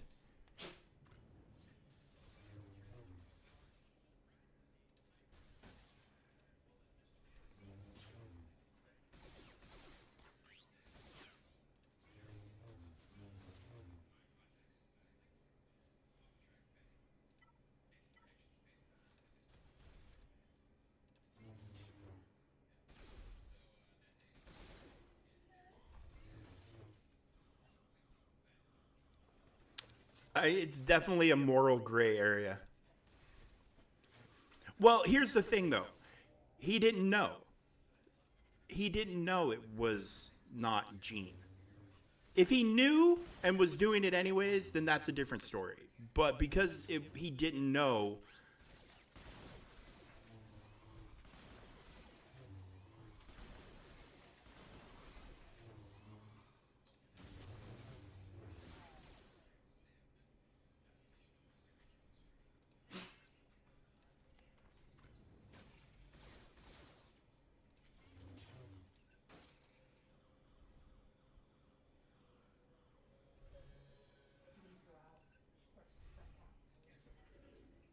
Teddy, you dick. Yeah, you.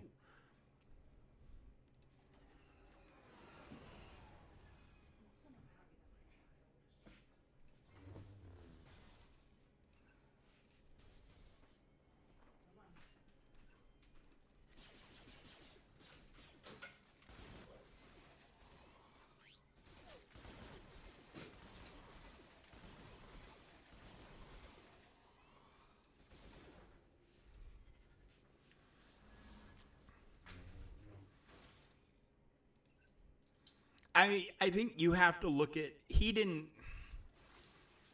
We're arguing morality in a cartoon. um,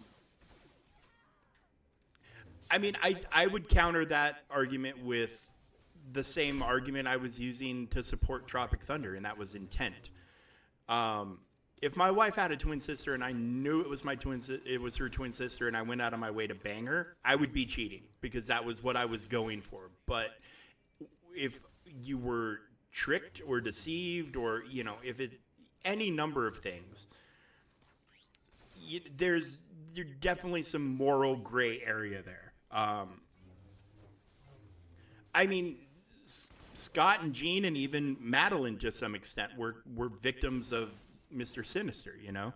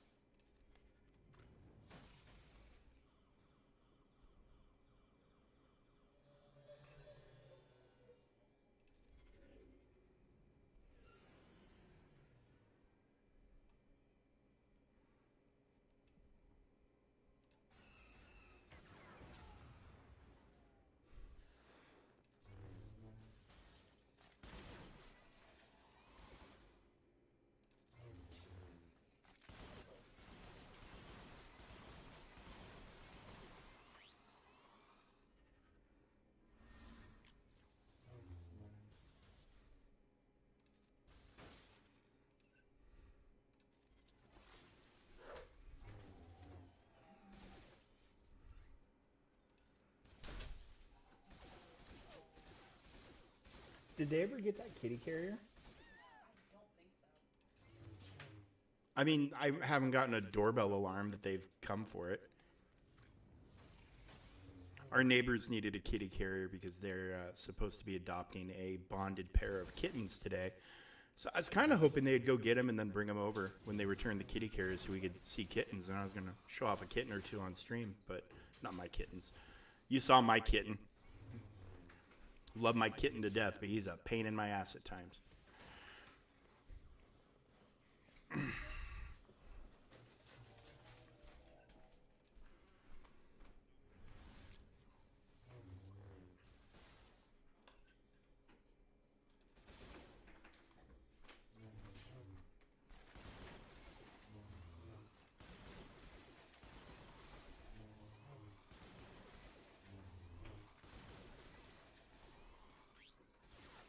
All right, I've had enough of this fucking raid.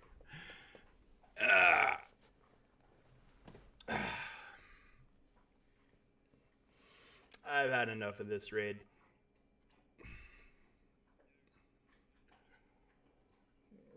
Well, that's okay, Mary J. I'm not the brightest either. I'm not the brightest either. I'm just kind of I'm one of those guys that was born in a time that became a different time, and you know, just doing the best I can. But guys, this has been a lot of fun. The fucking Naboo raid aside, fuck you, Naboo. The fucking Trade Federation can have it, as far as I'm concerned, at this point. Oh, we do. We have a pet channel in the Discord.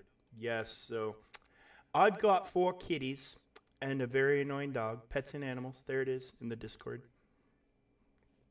And we might be adding a corgi puppy to the mix if I get my way.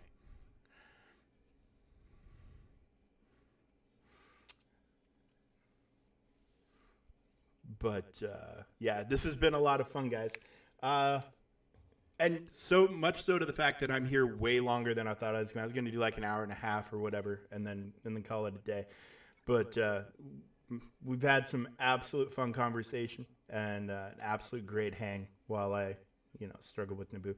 But here's my opponent for tomorrow. First opponent in a long time that's got less than GP than me. They've got all the toys, they've got all the things, except for Night Mothers. They do not have Night Mothers. So we will see how that shakes out in the long run of things. But that'll be tomorrow morning at 9 a.m. Eastern-ish. we'll hop on and do the GACs on both accounts, and and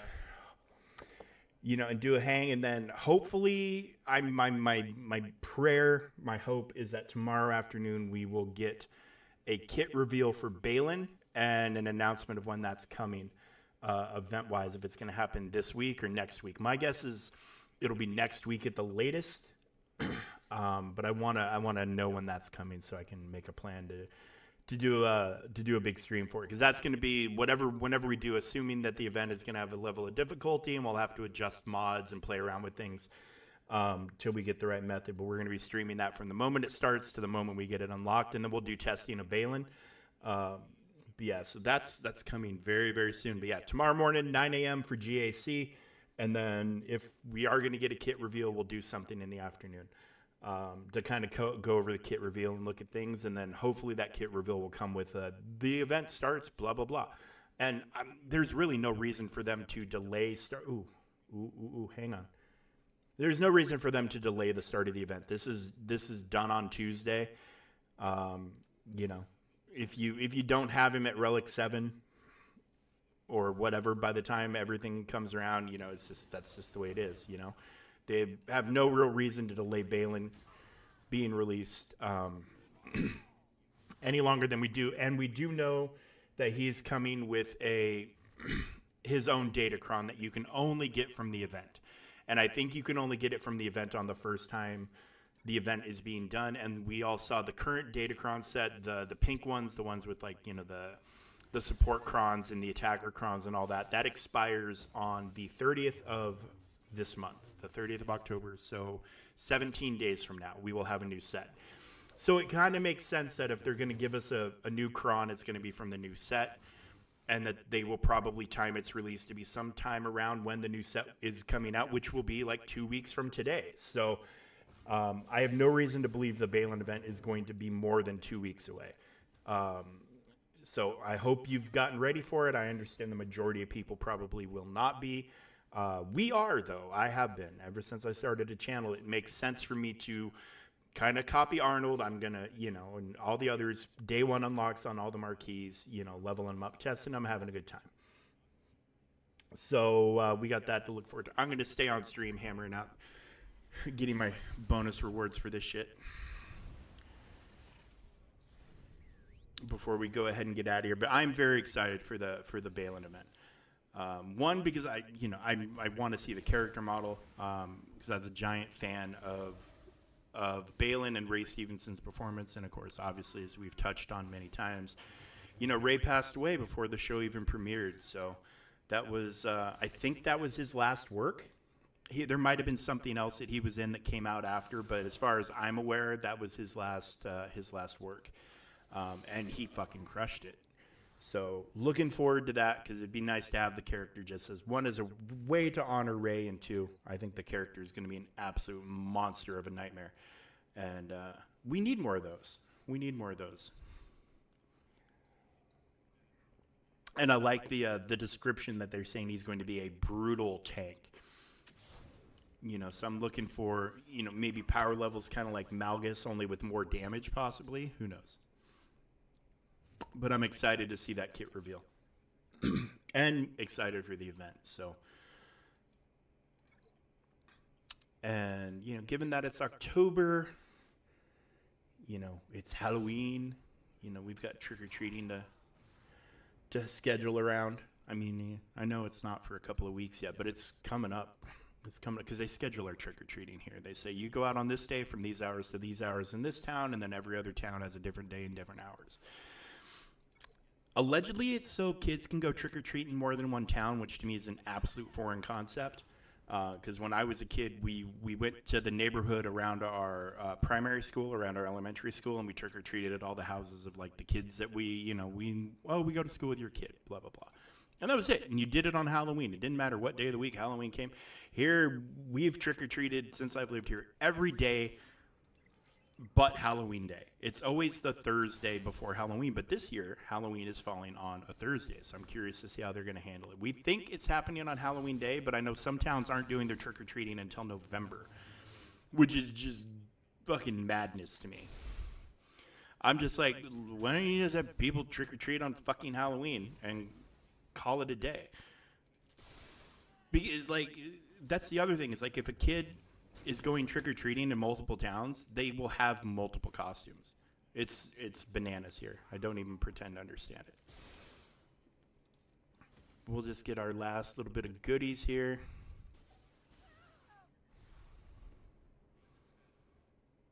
All right. And I'm excited to see, like, we don't have a mercenary leader. So I'm very, very pumped to finally get the full picture of the mercenaries and then to see what's the best combination. Who are the other two that should go with Shin, Balin, and Marok? You know, who are the other two? Who are underused mercenary characters? Like, is Boba Fett gonna have a good home there? Like, would that be a great place for him to be full time? Maybe. I mean, this definitely be a good possibility. He's underutilized in a lot of aspects. Mission and Zalbar, that'd be another way to kind of bring them back up into relevance. You know, Aura has a place, but it's, you know, hit or miss when you decide to use her. Same with Zam, kind of the same with Dengar. You know, obviously Jedi Knight Cal's got a solid home. Hondo, he's another one of those flexible guys. You know, you'll typically stick him with Dash or whatever. Sana is, even though they nerfed it, she's kind of got a decent home. Yeah, how are they gonna, you know, Cad could definitely go in there as well. You know, L3 is a bit of a floater. She gets put with a lot of different teams randomly, so who knows? I'm kind of leaning, though. Like, I've got this R9 for TB, for territory battles. My guild asked for one. I volunteered. I'm kind of leaning towards throwing him in with Cad, maybe. You know, there's a lot of ways we can go. And then once Ahsoka comes out, maybe I'll finally finish getting Afra, and, you know, I can have these two up and running. But guys, I had a great fucking time. Thank you so much for being here. Thank you for hanging out with me for the last 2.5 almost 2.5 hours. Fantastic time, guys. I appreciate you. And again, JCE week 1 wraps up tomorrow morning. We'll hit both of the accounts, get it all knocked out. Should be a good time. Hopefully we'll see. We were 1 win, 1 loss on the other account, and we are 2 wins on this account, on the main account. So hopefully we can go undefeated. That would be nice. I want the crystals. Because that's a nice payday when you get first place in the Grand Arena, you know, and you're getting all those wins. That's a pile of crystals falling into your lap. Grand, you're coming in right at the end, my friend. You're getting here right at the end. I was just wrapping up. But how's it going?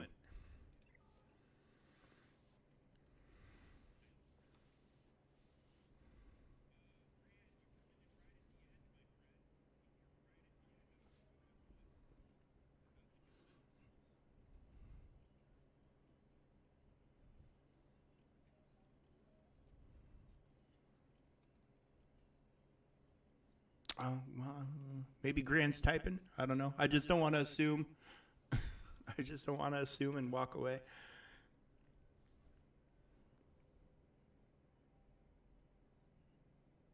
All right. Well, we're gonna go ahead and get out of here, guys. Thank you for being here. I appreciate the shit out of you. You guys are the best. And again, tomorrow morning, GAC, and then we'll tackle anything else that comes up and comes along as CG announces it. Oh, good. Good. Congratulations, Grand. Yeah, that's awesome. Discord. That's right. I have my own Discord now. Big thanks to our main man, Grax, here. He did it all himself, and obviously with consultation with me and everything, but he's done all of it. So if you join the Discord, you'll get automatic live notifications of when I go active. Plus, it's a great place to chat about this and everything else. So